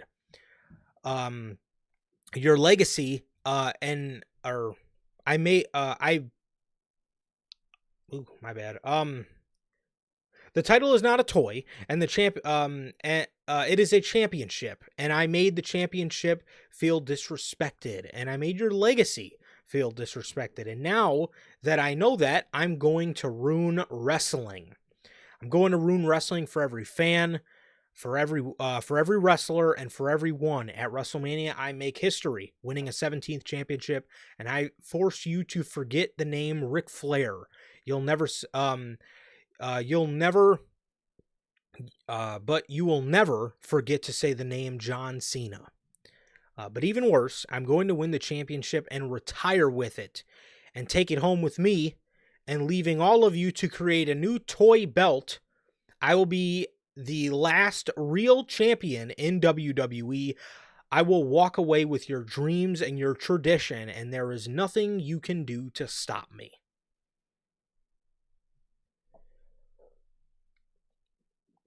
What did you think about this promo, and do you feel a progression from the one we got last week?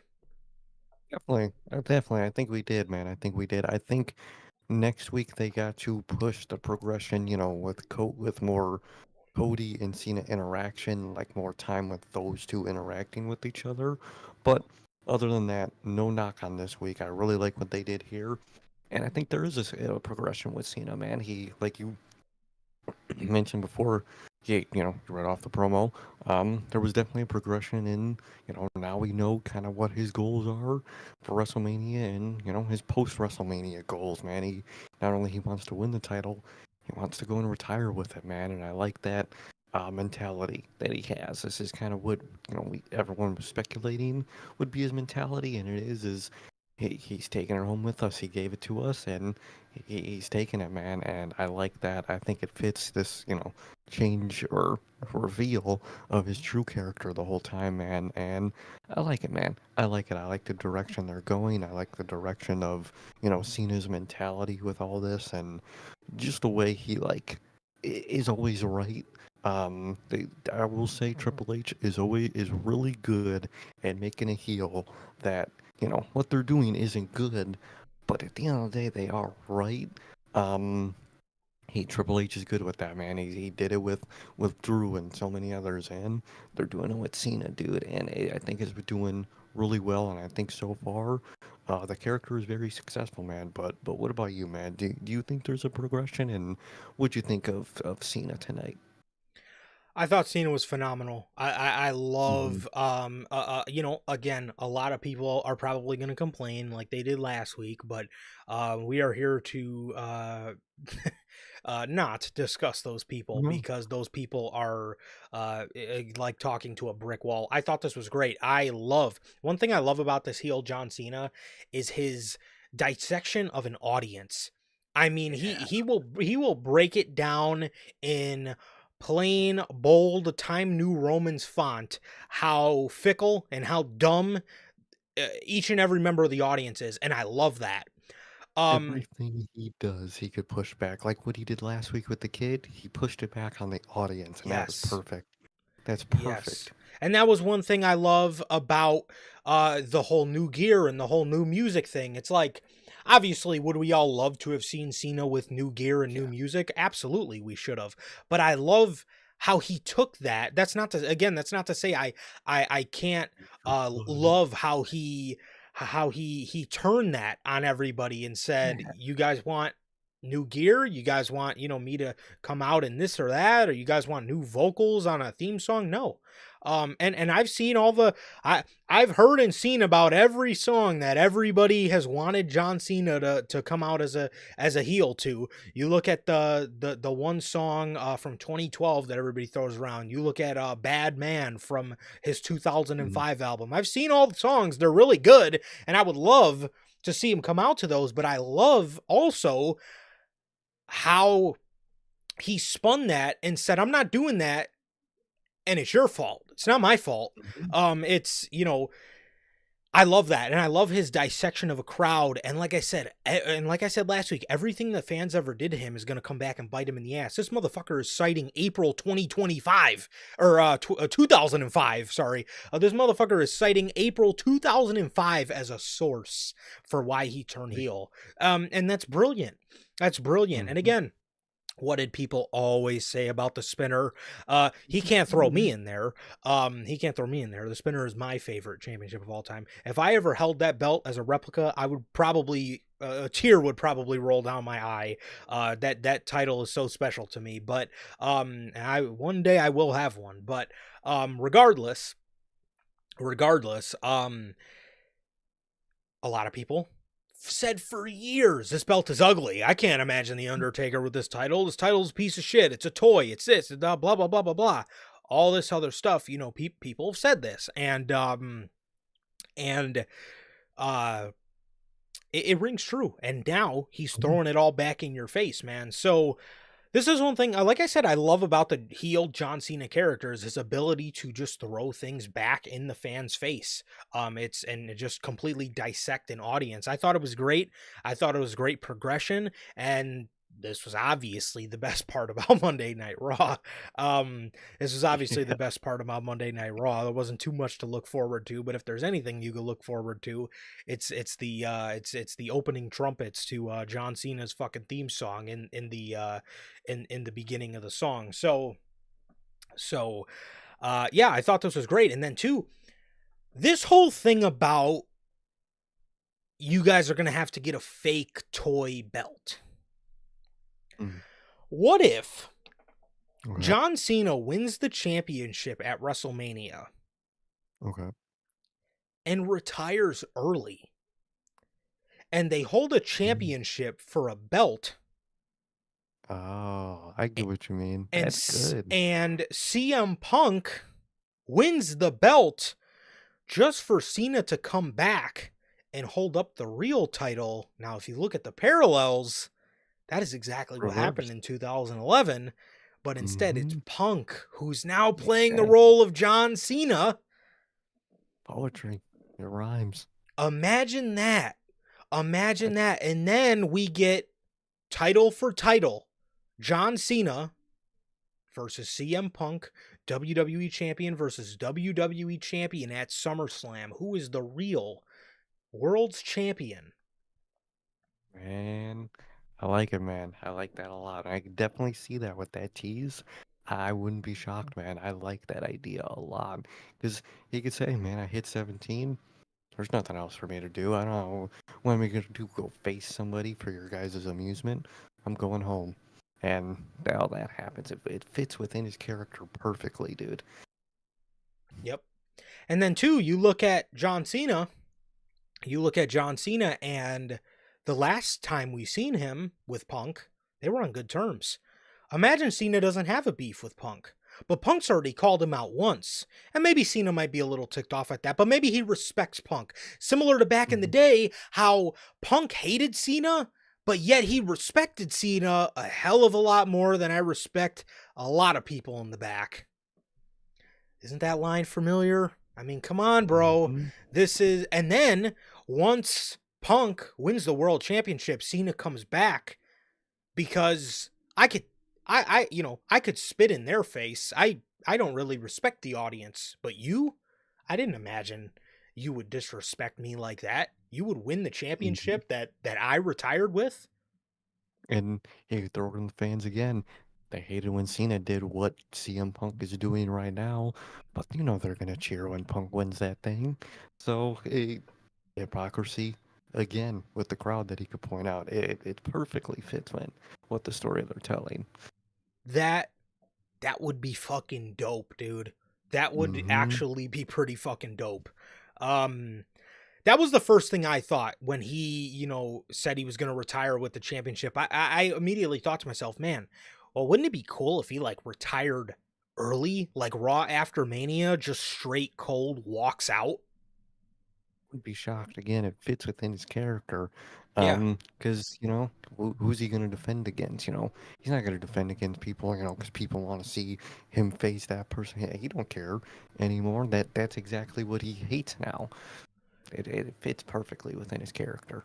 I love that idea. Yeah. Or, I know a lot of people want the Orton and Cena match, after Mania at Backlash. Maybe he does that and then Hmm. says, okay, well, that, that's Like, That's it. I faced Randy. I beat Randy in St. Louis. There's nothing much more for me to prove. So maybe they do something like that, or maybe if you really wanted to long shot the whole thing, you have Cena carry the belt, actually retire with it, and then maybe you do an elimination chamber for the WWE championship, mm, have Punk win that, and then have Cena come out of retirement after that for one more match to unify the titles at Mania 42. I could see that. I Then like it. poor I like poor that. poor Drew McIntyre would have to be pushed back till WrestleMania in Minneapolis, but um just an It's idea. Triple H. I wouldn't be shocked. Just an idea. Or maybe you can if you really wanted to stick it to the fans, you could, I know a lot of people want the Orton and Cena match. Maybe you don't do it. Give it to us. Yeah, maybe it's the most character-driven thing is to not give it to us, dude. Mm, So just something I thought. Just something I thought. I thought that might be a little interesting. Um definitely, definitely. I love that fucking direction. that would be pretty cool, man. That would be pretty cool. So Cody then comes out after this. He says, what did you say? Did you say you were gonna take this away from them? He says, don't you think you need to take it away from me first? He says, John, you made a mistake last week. Or he says, no, sorry. He says, I've made a mistake last week. I talked about the old John Cena, but I didn't look hard enough. You are clearly sincere and willing. And that's the most dangerous you've ever been. You've made a massive mistake, though. And it wasn't hitting me over the head with this championship at Elimination Chamber. The mistake you made was just to say that while I was in the building. He asked Cena um, if the chants for him bother him because they were singing the Cody, Cody Rhodes. So Cody, Mhm. says, do those chants bother you? He says, all of you people should know how, or he says, you of all people should know how hard I worked for this. And if you want to take it, I'll give you the opportunity right now. He lays the championship down. He takes his tie off. He rips his dress shirt. And he says, take it, John. Come on, take it. John walks away. He walks up the ramp. Crowd is booing. And Cody is screaming for, John to, come back to the ring.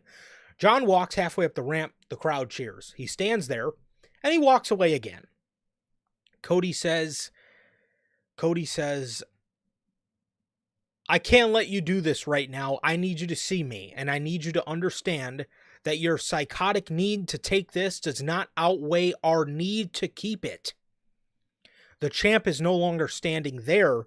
the champ is in here. He is in the center of this ring, and to see you walking away unhanded is exactly how you're going to walk away from WrestleMania. And that is how you will walk away from WWE. As the segment ends, this was a lot better, and we're getting Cody starting to lose his mind, and this could be the plan, to be honest, because last week Cody was fine. This week he's getting upset. He's laying the belt down, he's yelling, he's ripping up his suit. How much more? I feel like we might be seeing the progression of Cody getting more and more pissed off, where John is in his head by not saying a word to him. Exactly. I really like this attitude of Cody, how he's confident but like really annoyed and frustrated at Cena to where, he's not getting, he's not fighting back in a way, verbally or just in general. And like you said, I think it's getting to see I think it's getting to Cody, man, and I really like the character work that Cody's doing right now with the Cena dynamic. I really like it a lot. I love it. Cena is a psychopath. I mean, he's out there. He's dissecting the crowd every week, and he's dissecting Cody Rhodes, and he hasn't said a fucking word to him other than "Listen, kid." That was it. Mm-hmm. Man, I like it. I like their dynamic a lot. I like the frustration in Cody. I like Cody's attitude. I really like what they're doing with both sides of this, man. It's really fucking good. And it's the only really fucking good thing on the show, man. But I love it. I love what this match is building to, and I love how these two are. I love how they're building it, man. Absolutely. Absolutely, bro. Rainmaker, what's going on, brother? He says, what percentage you guys got of Cena actually winning at Mania? Personally, I'm giving 95. I'm giving I'm giving I'm giving John about a 90% chance he wins at Mania. Yeah, 90 to 95 probably. There's a chance he loses, but I see him winning, dude. I think that's where the story goes. I think he almost guaranteed wins. Yeah, and if you don't have him go away after WrestleMania, and you don't have him walk out, and if you do want to do the Orton match, the Orton match would make a lot of sense because Orton is big brother to Cody, right? So Yeah, it would exactly. it would make sense for, Backlash to be in St. Louis and have Orton there, and have Cena there. Again, obviously moving with the mindset that they don't do the storyline that I thought of. That would be really Mhm. cool. But I would give, if John doesn't win, and if he doesn't win, that is a massive mistake. And if you even think about having him win that match, and or do not win that match, and slowly revert back to a baby face, this was all a waste of our time. Oh, 1,000%. 1,000% would be a waste of time. So yeah, so walking into this, man, I'm giving this probably a 90% chance. I think Sir K said 95, but what about you, bro? What do you think? Interested to know what you guys think. Yeah, it's got to be Cena. There's no way Cena God, doesn't win. So, there's no way he doesn't win, dude. yeah. A Town Down Under, actually, for the first two commercial breaks of the show, they threw the US audience a bone. They Yeah. fucking gave us no commercials, or we Oh, we could literally see what was going on while it was supposed to be in commercial break. It was awesome. it was great. I don't know if it was a mistake or I could see them doing it on purpose, one or two ad breaks, every week you don't actually get the ad break and it's random every time. I Yeah, could see that, but that'd I, be I awesome. think I that wish it would be would be really during a awesome. match, not while we're waiting on entrances, but I like it. But I mean, move it around, but I like the idea. Yeah, definitely. Definitely. They face Jey Uso and a mystery partner. This to me could have only been two people. One of them makes Mhm. more sense than the other. This was obviously Joe Hendry, which didn't really make all that much sense, and then obviously the one that made the most sense was Jimmy Uso. So the only reason Yeah. Joe would have made any sort of sense was because of Scotland. But I mean, he has absolutely no tie to Jay, or I mean, maybe he has a tie to No. Gunther. Maybe they were on the European Is he Indies from together, but Scotland? he is, yes. Oh wow, I never knew that. Um, So, yes, Joe Hendry is a Scot. So Never guessed. I Jay genuinely, Jay is making his entrance, and Jimmy runs up from behind him, and they start doing his entrance. Okay, minor little thing here. This may just be me, just bitching. Why did you not hit the Uso music, bro? it's What? It's the feels same so song. It's just more fitting for the Usos. It's just more fitting for it's the lyrics are more towards the Usos. I mean, Jay's song, he says it's just me, Us. and his Why? brother right next to him. Yeah, it's not just you. It's the Usos, Us. It's why was the dude? The people have not sung the Usos song in so long. I'm sure they would have fucking exploded for that. It would have went crazy, bruh. And he just came out to Jey Uso's for some reason. I don't get it. Yes, and they did the same entrance at Money in the Bank 2023, so they still could have, uh, they still could have did their thing. I mean, I don't know, Really. I don't know what okay. Regardless, how much better did Jey Uso look in the fucking ring with Jimmy? Actually fucking moving good, Dude, bruh. his moveset has not looked this impactful since the last time they teamed together at Money in the Bank 2023. Oh, fucking Jay, dude. God damn. His moveset actually looked somewhat impactful this week. He hit a pop up. These two hit a pop up Samoan drop, or as Pat McAfee called it, the alley-oos. Hmm. They then hit a they hit like a pop up like Jimmy popped up Grayson, threw him over his head, and as soon as Grayson hit his feet, Jay gave him a pretty devastating looking spear. It wasn't whatever the fuck he hit on Austin Theory last week, where he ran at him Fucking, and smacked his like, back. I mean, I don't. he literally, like, fucking, with a small smidge of his shoulder fucking connects, and that's it. Um, these guys hit a 1D, and now and they were packed up. It was great to see the Usos back together again. I can't wait to see them back together again full time. And Hmm. again, this was the most impactful Jay's moves looked in a long time.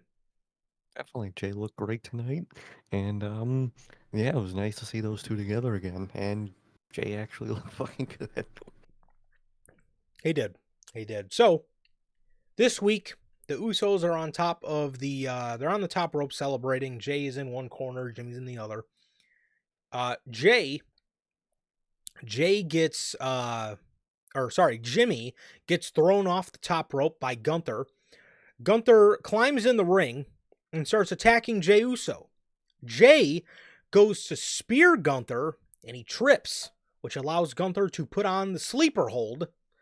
Some people actually thought that trip was legit, but I digress. We'll get back to them in a minute. But Oh, so he he trips, and Gunther and Gunther led for Gunther to attack, and then Jimmy came in the ring with a chair for the save, and that was that. No, that wasn't a shoot trip, and WWE is actually, and we've seen it later in the night, WWE is playing up to Jay being a fuck up, and yeah, that's the um whole point. they decided to capitalize on it this week with Hmm. um with Jay He's fucking botched up last. even more. Exactly, dude. He legitimately botched last week, and they're writing into the story, man. That's a good way to cover it up. I like it.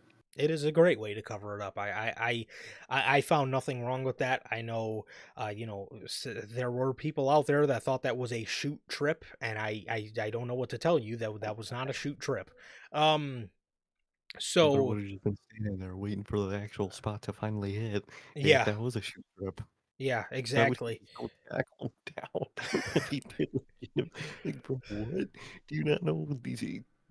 At the end of the day, it is choreographed. They know what they're about to do to each other. Yeah, 100%. So, and just because of this trip, this actually saved what they had going on with this whole feud on this episode of Monday Night Raw for me. It did.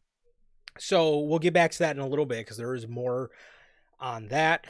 We have a El Grande Americano vignette where he is Chad Gable, or sorry, El Grande Americano is they're citing he is from the Gulf of America.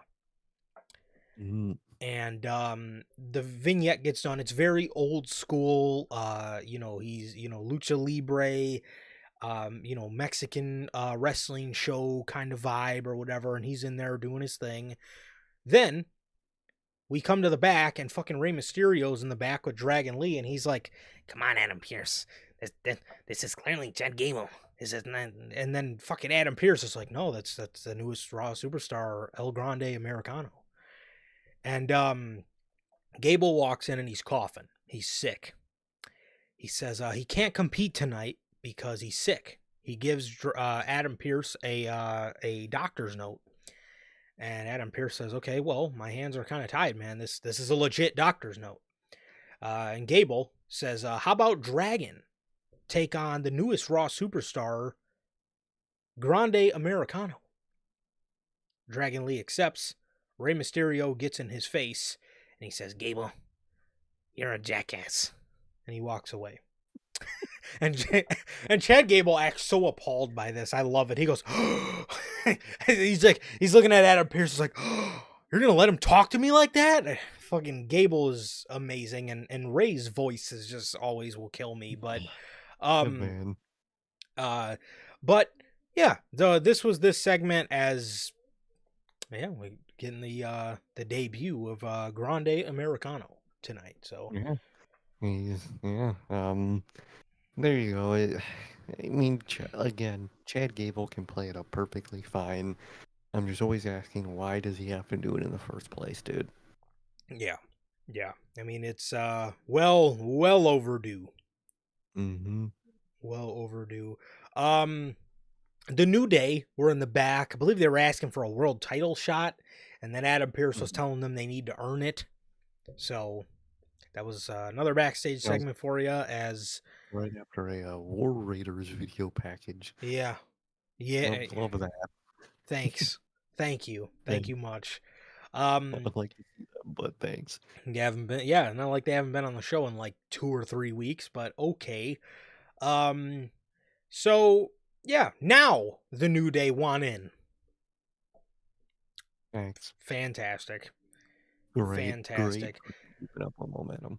With this fucking logic, I don't know why you didn't, just have the New Day win the titles and then have the War Raiders be the baby faces to dethrone them at WrestleMania. I mean, Trips, you were so good at this just a couple years ago. He was great at this. Tag team wrestling was at its fucking peak in NXT, dude. And now it's absolutely, literally nothing. Literally the back of the back burners. It's insane. Indeed it is, bro.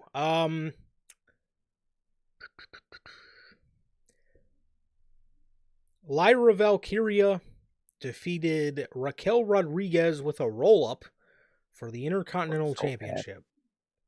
Dude, that roll-up looks... Dude, Raquel is just... She can't work, dude.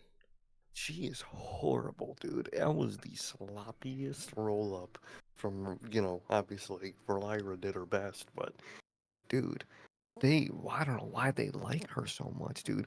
Fucking Raquel, Damian Priest, I don't know what Triple H's fucking deal is, dude. Fuck. God, dude. Yeah.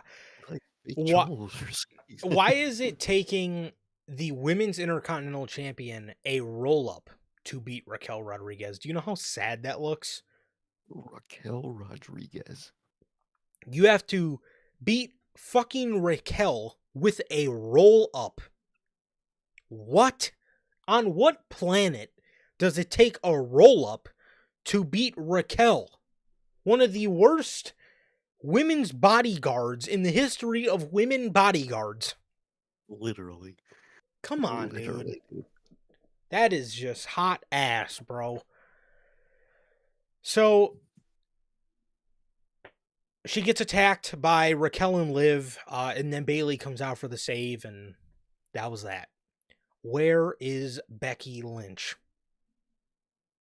She guess she just skipped out on WrestleMania. I don't know how creative was gonna let that happen, but I guess they just didn't write her in WrestleMania. God. Jimmy and Jay are sitting on some stairs backstage. Jimmy says to Jay, he says, last week, you've been hitting that dive for 15 years, Zeus. You became a damn joke. Tonight, the kill shot was right there, and you're out there slipping, messing up. He tells Jay, how do you expect to beat Gunther? Jay says, I don't know if I can, Oos. I can't. Jimmy says, yeah, you're right. You can't beat him. He says, I need main event Jay Uso. I need the right hand man, Jay.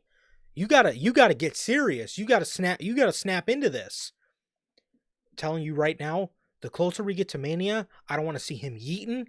I don't want to see him fucking playing to the crowd. I don't want to see none of this fucking hunky dory happy Jey Uso. When I tell you he needs to lock the fuck in to make this believable, he needs to lock in. I'm talking 2023 singles Jey Uso. I'm talking bloodline Jey Uso. I'm talking Uso penitentiary Jey Uso.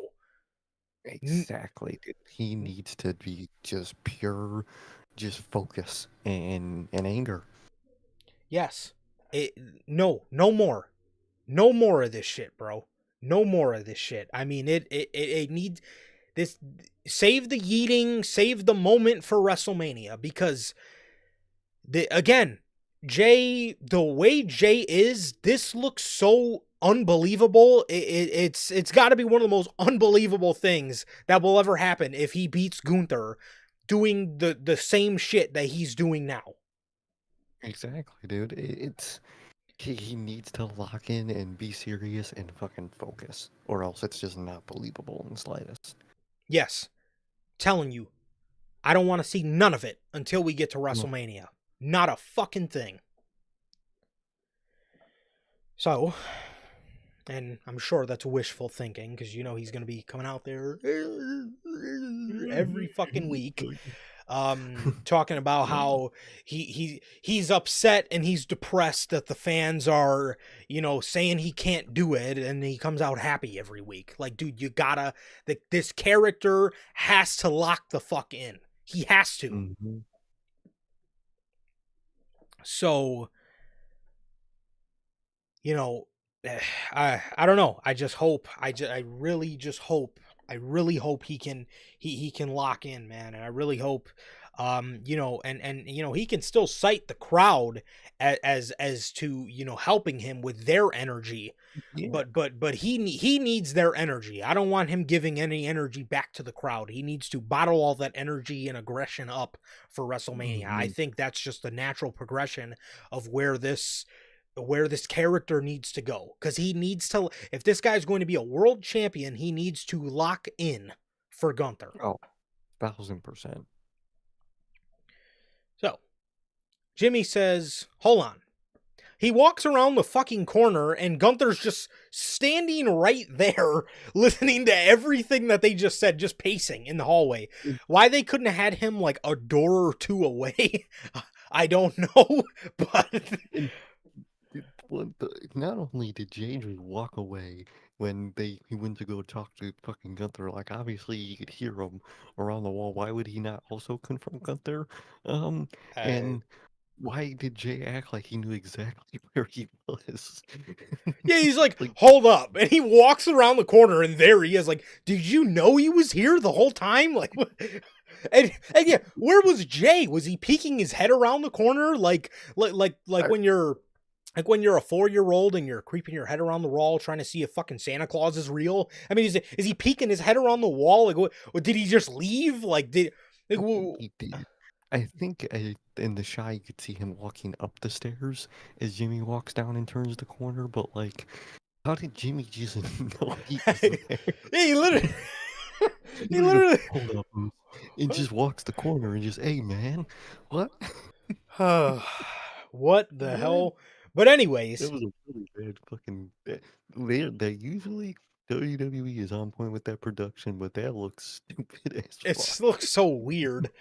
Like, was Gunther just listening to that and just didn't say anything? He just started pacing. Like, what are you doing? So he walks around the corner, and Gunther's standing there, and he challenges Gunther to a match next week. Gunther says, he says yes, as long as you don't slip and fall like your brother. Jay kind of laughs with him. He's like, ha, he kind of, doing a fake laugh. When I tell you, he Half smacked the dog water out of fucking Gunther's mouth, dude. smacked the jaw off that man, dude. You could see Gunther's face almost immediately red. He smacked the ever living holy motherfuck off of his face, bro. Dude. I was like, damn. Dude. Slapped shit out of him, and they confirm the match next week. Man, as Rainmaker says, Gunther has to kill Jimmy next week. He has to, and it fits for Jay's story. If in defense of Jay, his brother gets his ass whooped next week. And dude, I want to see Gunther. I want to see Gunther's. He said he was going to make his life hell, right? That's what he told him. I want to see Gunther on his bald Randy Orton flow. I'm talking, I need him to handcuff Jay to the rope and beat the shit out of Jimmy in front of his face. If Jimmy isn't getting the U.S. title at Mania, write him off Mania by Gunther just beating the life out of him and taking him off Mania. I mean, dude, obliteration. I need to see an absolute obliteration. Or if you still do want Jimmy for the U.S. title, you could go the route of Jay. You could go the route of Jay. Obviously he beats the ever living shit out of Jimmy, and then you do the route of Jay telling, basically yelling at Jimmy, telling him to get back to SmackDown to go for the U.S. title, because now he knows what he has to do. Now he knows he has to lock in. That's a way you could do it. Or, again, if you don't have plans for the U.S. title, have him beat the fucking shit out of him so bad he doesn't even make Mania. Yeah, exactly. So I think that would be perfect. So that was that. That was the other good thing about Monday Night Raw. That I love that backstage segment. It was great. Jimmy is what Jay needed, bro. He is what Jay needs in this storyline, at least just to, maybe not the whole storyline, because I want to see Jay go at least 3 months or 3 weeks to a month in this feud that we have left. I think we have about 4 weeks of television left. I need to see about 3 weeks or 4 weeks of this man just on a mission. I don't. Focused and I don't want to see arms after he attacks Jimmy. I don't want to see his arms yeeting until April 19th or 20th, whatever night they're on. Exactly. Because at some point he needs to get serious, because you can't just come out here and say everyone's doubting me, but you're acting like a fucking clown every week. I mean, what we talk about natural progression. Naturally, what are people going to think? They're going to think you're a fucking clown.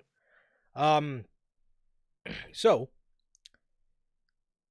this was great, though. This was great. I love this segment. It had intensity that this feud has been fucking lacking. Oh, most definitely. I love a good slap in the face promo, man, and it was a really good one. Like the Ace Steel to CM Punk one back in AEW, man. I love those type of promos, dude. I was standing up during that promo. It was hype as fuck. Slapping him in the face, telling him to lock in. I love those type of promos, man. You can't really say what Ace Steel was saying, but what did he say to him? He's like, get your fucking head in the game. I'll never forget when he dropped that F-bomb. Wake the fuck up! Or whatever he said to him. I can't remember, but I know he dropped an F-bomb in there, and I was like, oh my god. Tony put his head up like, huh? Wait, what? Yeah, I know. He was in the middle of a Justified, this is awesome tweet, and then he just popped his head up like, what did he say? Wait, what? Say fuck. He just said, oh shit. God damn it. You can't say that. So we get a women's segment, the triple threat women's segment, where Pierce is out there and he says he's been trying to address Rhea Ripley's rematch for the past 3 weeks.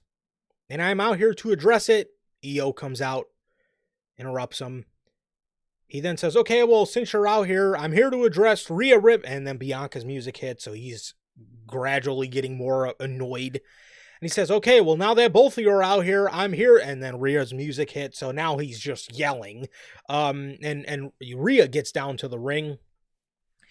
And these two, Bianca and Rhea, start arguing. EO goes to get in the middle of it. She gets muffed again. Goddamn, bro. We to play the same spot over and over again. How long are we going to keep muffing EO in the face, bro? I mean, what the fuck? So EO goes to go after him, and Pierce breaks it up, and he says, okay, before we get all this started again, Rhea, you're getting your rematch next week, and the winner faces Bianca at WrestleMania. There, are you happy? He says, you guys have a good Monday night. He throws the mic down, as obviously this man's probably more stressed than ever, and he walks out of the ring. What do you presume, did you like this segment this week, and what do you presume happening out of the Rhea and EO match? I know a lot of people are scared he's just going to hip-hop the title right back onto Rhea, and then we're just going to get Rhea and Bianca, even though EO's already signed, but I don't. Okay, whatever. We're going through.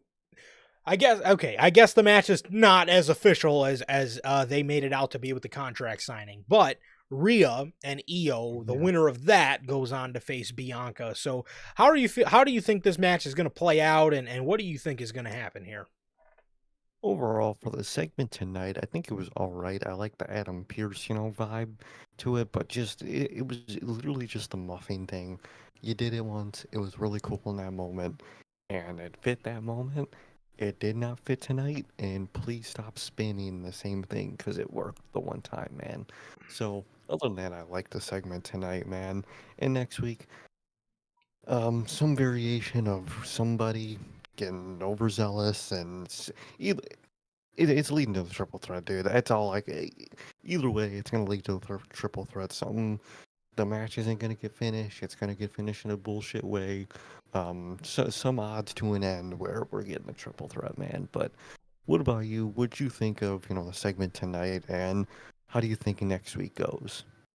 I think we get more of Rhea. Rhea is sort of in this stage of her character right now where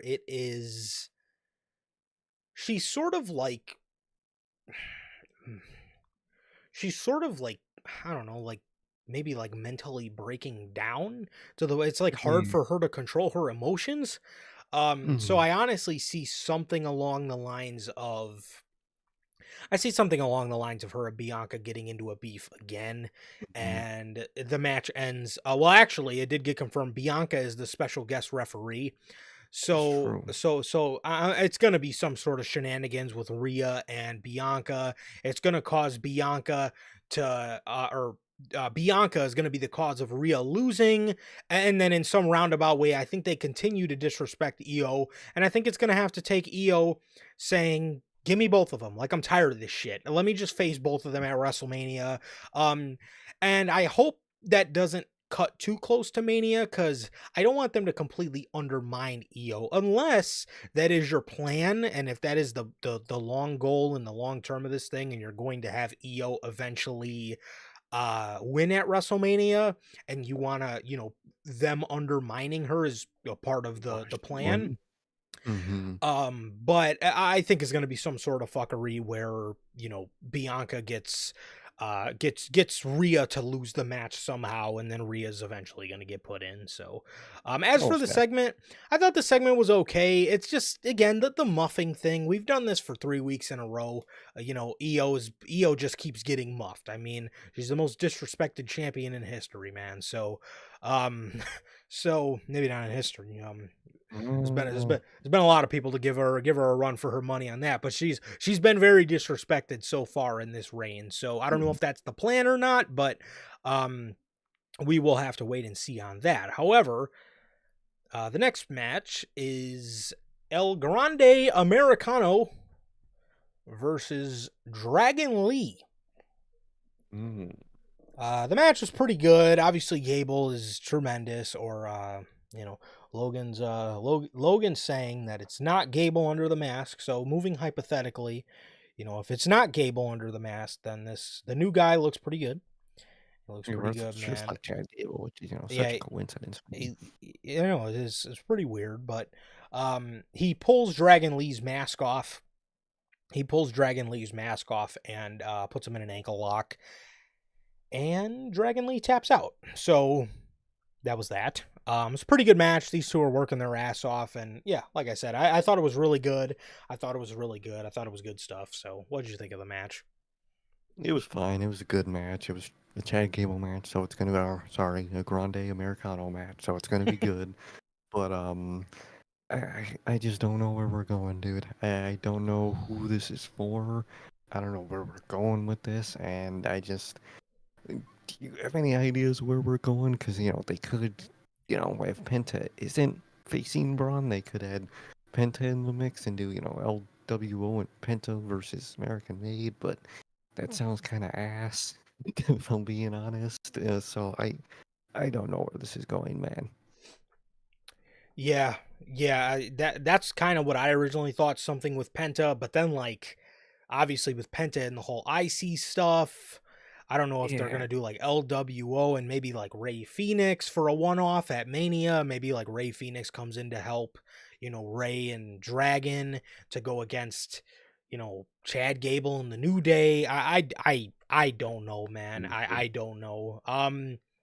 So yeah, I mean, again, Chad Gable, he's gonna wrestle a good match, but I just wish it maybe had a little bit more direction. Mhm.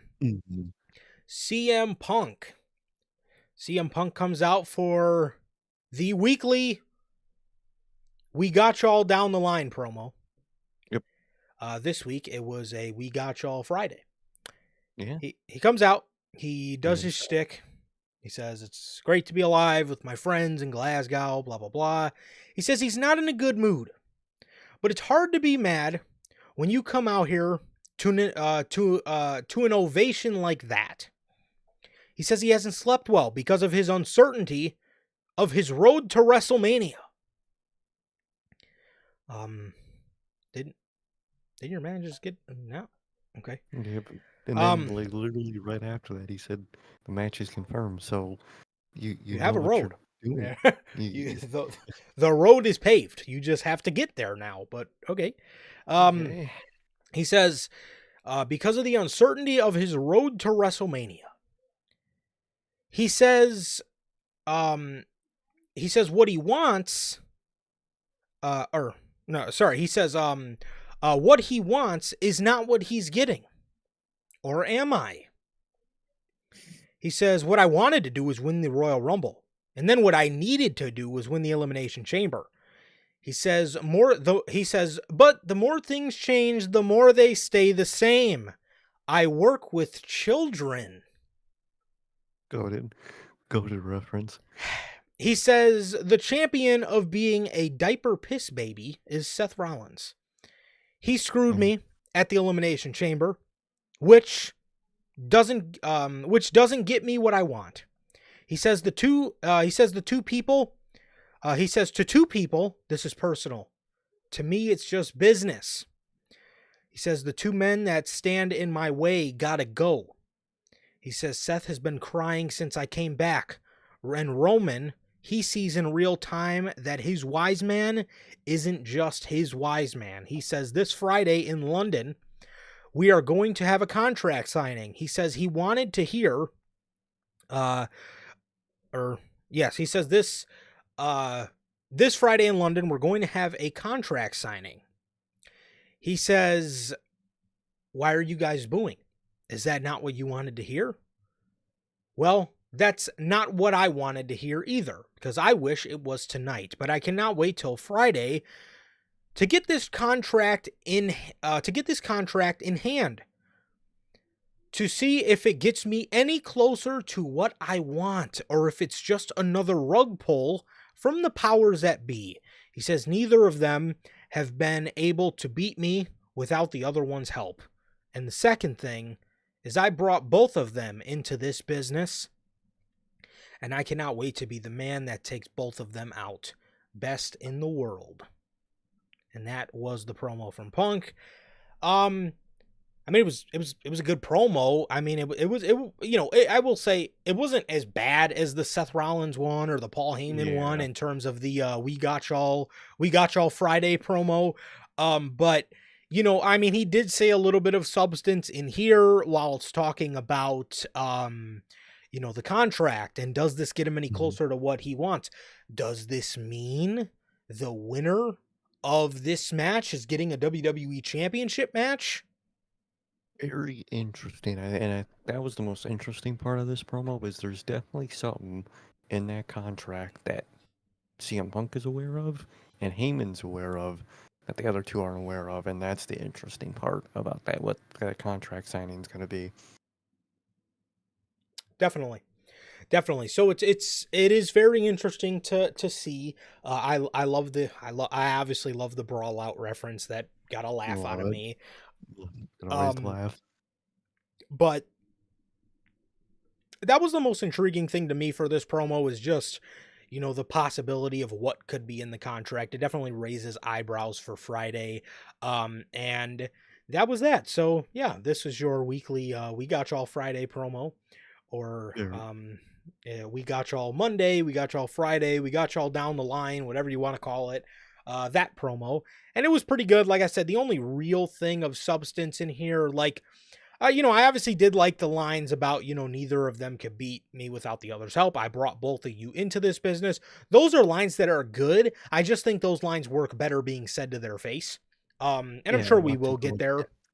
I'm sure we will get there, but I just wish the first time he said that line was to their face, because I think that would have got some nice oohs and ahs out of the crowd.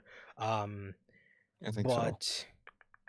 Yeah, so like I said, raises eyebrows for Monday, or for Friday, the contract signing for sure, and what exactly this triple threat is for. And I'm happy they're at least going to make it for something, but we'll just have to wait and see what exactly that is. So most definitely. And in the main event, we got Braun Breaker versus Penta for the Intercontinental title, and a lot of people thought this match was going to be at Mania, and it is not. This match is taking place at, this match took place, rather, on this episode of Monday Night Raw.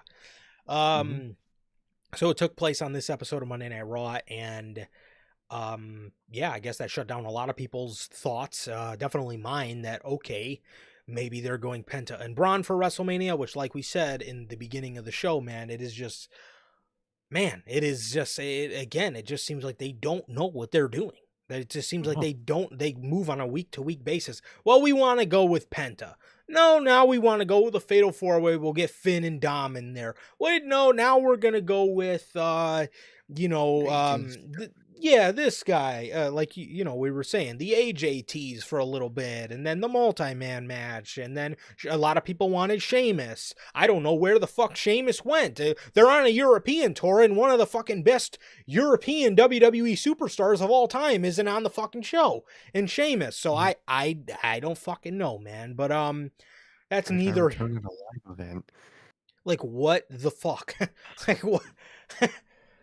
Okay. So we got a really cool chant during this match, bro. So, people chant, we hear it quite a bit, let's go Penta. But instead of the clapping, it was let's go Penta. Ho, ho, ho, ho, ho. That was fire. I love that. That has to be a signature Braun Breaker thing. The chant for Braun Breaker, if the crowd is ever chanting for somebody else, has to, or I mean, even if it's in a chant for Braun, instead of the 5 claps, it has to be 5 barks, bro. That was That was nuts. That was insane. I love that. Incredible chant, dude. Europe crowds, bro. The Judgment Day are ringside because I forgot to mention earlier in the night they invited Penta to join the Judgment Day, right? Dominic told him he could be, what did he tell him? He said, you could be Intercontinental Champion tonight. All you have to do is accept the offer. So Braun is, building up some offense, and Carlito jumps on the apron. Braun takes Carlito out with a spear. Dominic then jumps in the ring and chop blocks Braun Breaker, thus ending the match on a DQ. He ends the match on a DQ, and Braun starts mopping the floor with everybody again. Finn Balor comes in, smacks Braun in the chair with smacks Braun in the back with the chair. Finn Balor then as Braun is on his knees, he goes to hit Braun again with the chair, but he kind of pump fakes hitting Dominic with the chair, so that kind of got a big pop out of the crowd. Dominic, Finn chickens out. He hands Dominic the chair. Dominic hands the chair to Penta. He says, "Do it, hit him." And Braun is looking up at Pentagon, and he goes like, he acts like he's gonna hit Braun in the face. He then throws the chair at Dominic and then super kicks Dominic. And as soon as Penta hit him with the chair, Finn attacks Penta, giving him a coup de grace, smacking Braun in the back with the chair again, and taking everybody out. As this episode ends with Finn Balor and the Judgment Day standing tall after taking out Pentagon and Braun Breaker. So apparently, I guess the way it looks now, we're probably looking at a Braun, Penta, Dom, and Finn match for the IC title, and hopefully then we can see Finn Balor finally get turned on. I'd say that for like fucking 5 months now. Dude, I remember I said you cannot prolong this any longer when we were going into the January 6th episode of Monday Night Raw, the debut episode of Netflix. I said this needed to end. And here we are at the end of March, and they're still doing this. So I honestly think I could either see Dominic turning on Finn in the match to win the IC title and pinning Finn, or I could see both of them losing, and the next night, the Raw after Mania, I could see Finn getting kicked out of that, and then a couple weeks later, about a month later, getting drafted to the other show. Most definitely. I see some variation of either of those two. People do want Dom to eventually win that title, and that would be a very simple and effective way for him to win it, is turning on Finn and beating him for it. Or, those two distract each other so much, neither win, turn happens the next night. Either way, or 2 nights later, whatever. Either way, I think we finally get it soon, man. And that's all I want from these guys at this point. Yes. So this was your episode of Monday Night Raw, man. Again, I just feel WWE is heavily relying on a carry job from the crowd and John Cena and Cody Rhodes. And I just feel the past couple of weeks, we have been just phoning this Mania build in. You know what I mean? Every single WrestleMania, the idea of phoning it in should never cross your mind. And again, like we were talking about this in private with our manager Logan over here, but I said I was telling this to them in private the other day, but every Mania is not going to turn out to be the greatest Mania of all time, but you should at least be putting in the effort as if it is, because you should always want to make the next Mania better than the last one. What did we always used to say with takeovers? The next one, at least the idea and the mindset going into every single takeover event was that they were going to try their damnedest to make this takeover better than the last one. And a lot of times they succeed. A lot of times they didn't, but at least they tried. They always tried. And they're not trying with Mania this year. It's literally the most phoned in, coasting, cruise control I've seen for a WrestleMania build, dude. my man Paul has turned on airplane mode for Mm-hmm. this Mania build. 100%. Bro is on pure autopilot. You ever seen them videos? Or, those, people talking about how those commercial pilots just pass out and take naps? Yep. Well, Yep. the plane, that is Triple H, right? I turned on fucking auto flight and just went to and took a nap, bruh. That's what he's doing. Listen, I don't want to off topic. I don't want to play armchair quarterback, but I have no idea how anybody can fly a plane and fall asleep. I would be Oh, I'd be so scared to terrified. what I would wake up to. Like, I wake up and I'm fucking nose diving into the Mediterranean. Like, dude, no way. Be like, The plane no. is doing like a fucking Benoit headbutt into the Red Sea. Like, please, no. Oh, Um, just hanging upside down and shit. but Just damn, my yeah, hair standing up. Oh shit. I mean, again, man, again, you should at least be trying, dude. And a lot of this shit just feels phoned in. It just feels like, well, Mania is gonna be, and he does this every year. He does. Look, if you look at Yeah. Mania 40, nobody, the build for that. Ooh, everybody talks about Mhm. Cody and Roman and the final boss, right? Nobody. All I remember from that Mania build, other than the Roman and Cody stuff, was how The Rock was taking up everybody, at least all the SmackDown matches times, and how the Mhm. SmackDown people had no time to do anything. And Yeah. They from didn't get a Monday wrestling build. and from Monday Night Raw, for the second year in a row, their world title program felt less than because Seth was intertwined with the Cody shit, but he was also Yep. feuding with Drew, you Mhm. know, and I could think the same for WrestleMania 39. So we can't act like this is a new thing, but it's something that, just because it's not new doesn't make it okay. He tends to do this every year. He tends to phone in the build because he knows they're going to turn out a banger WrestleMania show and everybody will just forget about it because the WrestleMania will turn out good. There's no doubt in my mind that's not going to be a great fucking WrestleMania, but he tends to phone a lot of things in, and again, he is leaning on Europe like the biggest crutch I've ever seen in my entire life, man. He is leaning on them and Mhm. and coasting with these shows, in my dead honest opinion, bro. 100%. The European crowd is behind the wheel for this WrestleMania build because Triple H most definitely isn't, man. It's the most obvious cruise control I've ever seen, dude. 100%, dude. 100%. So, yeah, that is that, man. And that is about everything we have here today for all of you beautiful people here today on episode 240 of Unscripted, man. Thank you guys so very much for joining us. Once again, I'll flash the image up for next week for you guys. Here are your US start times for Raw next week. So next week, obviously, we're looking at London. So 3 p.m. Eastern, 2 p.m. Central, 12 p.m. Pacific to watch Monday Night Raw.